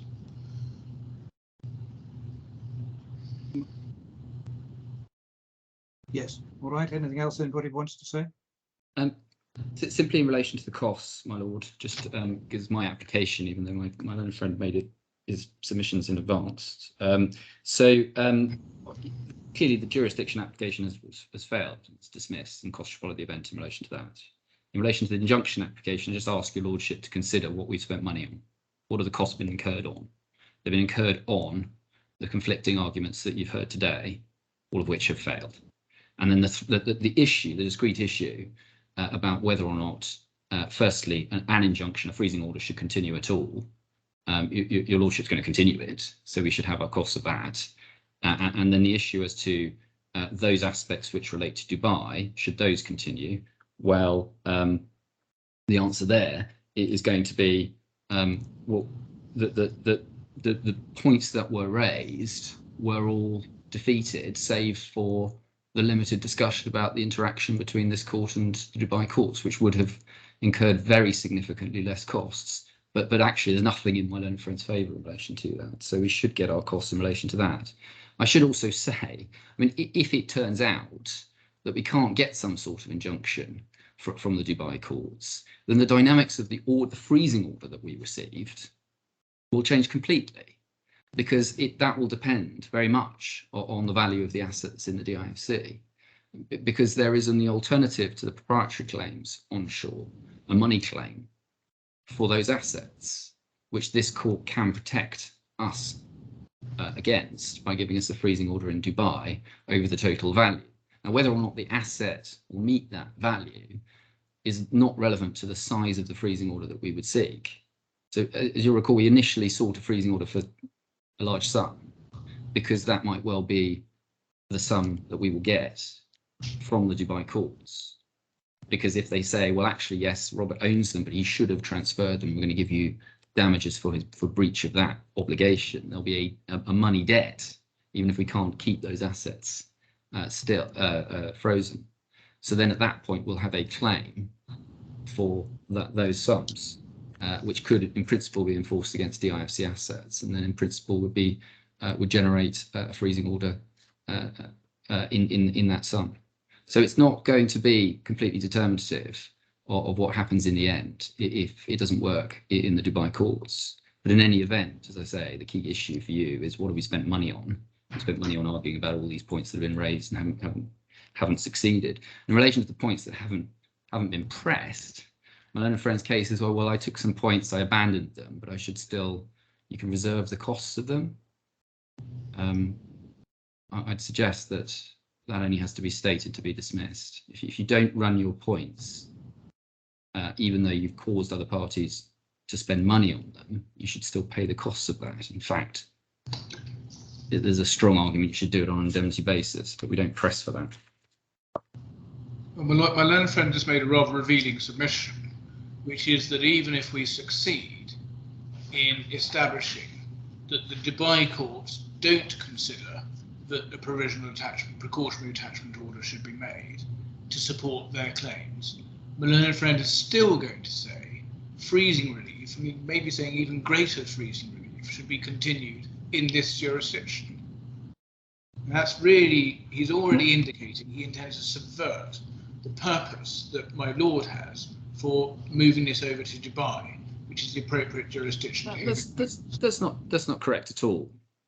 So, I mean, there's a danger of this turning into a bun fight, because my friend's going to keep coming back on everything that I say. There's my application for costs. I'm simply making the point that what has been done here is at an end, and there may be more in the future. I don't have any instructions about what happens next. I'm simply saying that logically, it's not necessarily the end of the question. There will be a freezing order in this jurisdiction in the DIFC for a certain sum, at this stage 3 million dirhams. The question of whether that needs to be varied subsequently if things are adverse in the Dubai courts is an issue for another day. And whether my learned friend wants to come back on that. Well, I do. Well, there we go. I do want to come back. I mean, the purpose of putting this over to the Dubai courts is that they have jurisdiction to decide whether it's appropriate for there to be a precautionary attachment in relation to their proceedings. When leaving aside the DIFC asset, the assets are there. If the courts decide they don't, and it's always inappropriate to exercise jurisdiction, it would be extraordinary for this court to then continue the Morava relief, and that's the purpose of going to the Dubai courts in the first place. And I am startled that my learned friend's clients think that they can hold open this possibility of this freezing relief. Well, I'm sorry, but I've already said I don't have any instructions on this. I'm simply postulating the situation where we're left with a claim for, say, 26 million dirhams and a freezing order in the DIFC for 3 million dirhams over an asset which later turns out to be worth a lot of money. Why would the DIFC court not? The point about this is not that the local proceedings are in existence. The point is that they can't make any orders in relation to DIFC assets.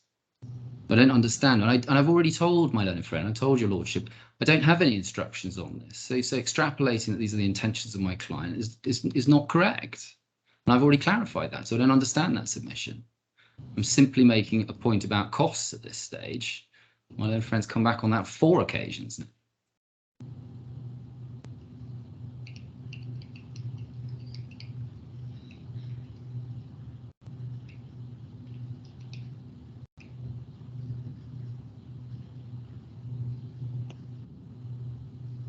I'm just looking at the original order.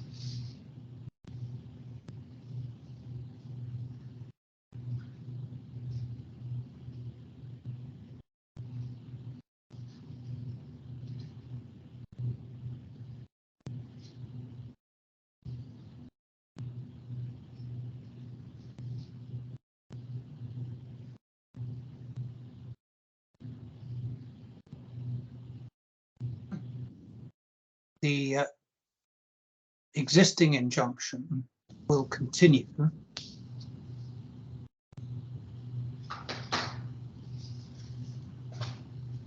in its existing form on condition that within 21 days of today's date, the claimant applies to the onshore Dubai court seeking provisional attachment of the identified assets, I should say of the assets identified by the defendant in his affidavits and witness statements, where those assets are situated within onshore Dubai.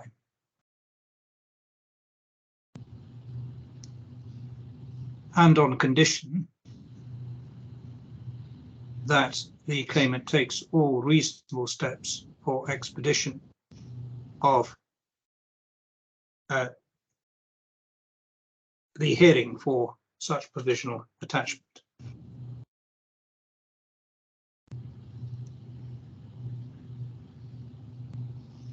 The injunction will continue until further order on the basis that once a decision has been taken in onshore Dubai in relation to those assets that are in Dubai,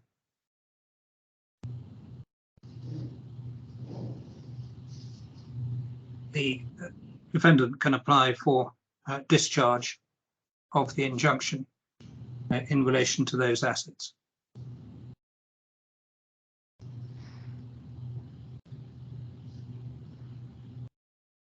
What that means is that the existing order will continue regardless in relation to the specific freezing of the asset that is in the DIFC, the yellow shareholding.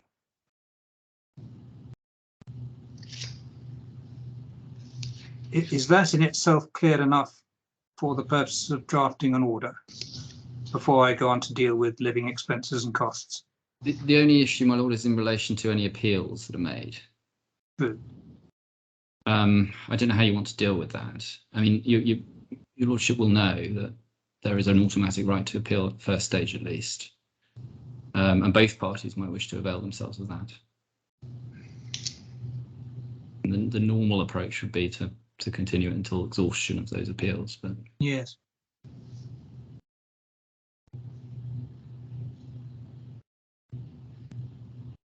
Well, I think it's simply limited to apply in that respect, isn't it?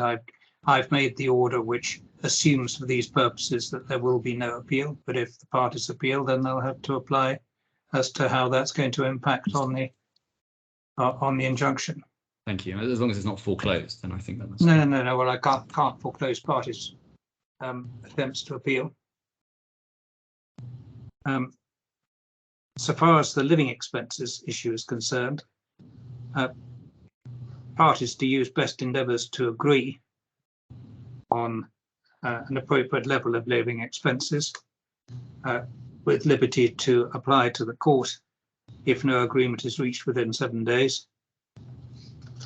Any application to the court to be supported by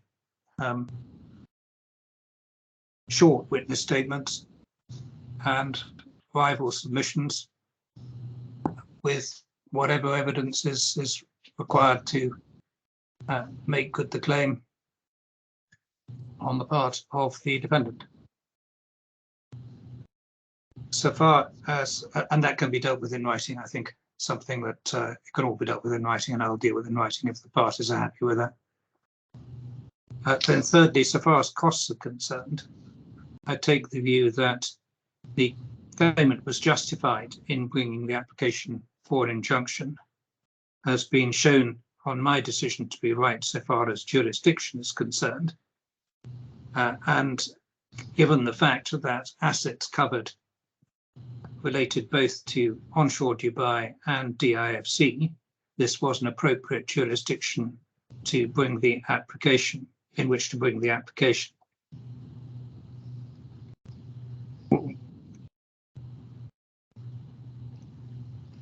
It was also appropriate for reasons that will be explained in writing, because of the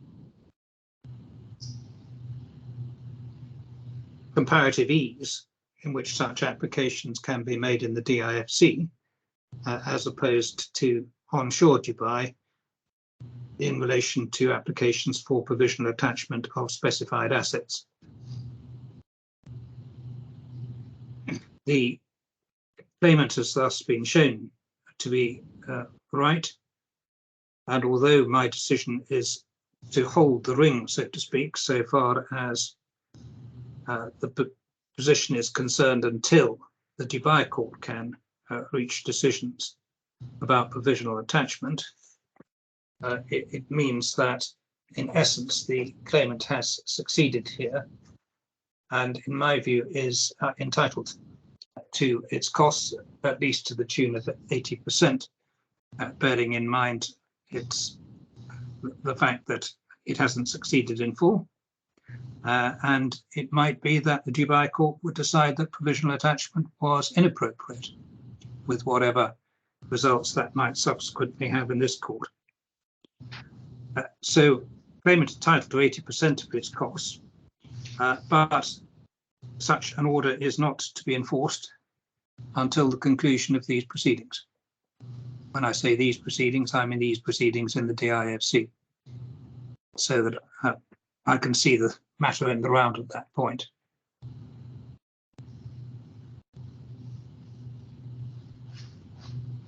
Costs on the standard basis, and no order for interim payment.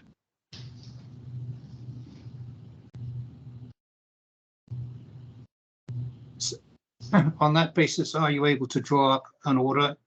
I should probably set out my reasons in writing this afternoon, but it's unlikely, I suspect, that you'll get them this side of the weekend by the time it's been through the court system. So it may be you'll want to wait before drawing up the order until you've seen exactly how I put the points, but I don't think it will really affect the form of the order. Yes, on the living expenses, you said yes. Sure. I wonder if both witness statements and any submission should be limited to 5 pages each, just to keep us in reasonable bounds. Yes, five pages in ordinary font and ordinary spacing, please. Yes, thank you. Anything else at this stage? Nothing from me, my lord. All right. Well, simply with the further encouragement of the parties and their lawyers to bang heads and sit down and sort something out. Thank you very much to both counsel and both teams on either side for all their assistance this morning. If you'd like to sign out, I'll have a quick word with the associate here, if I may. Thank you. Thank you. Thank you very much.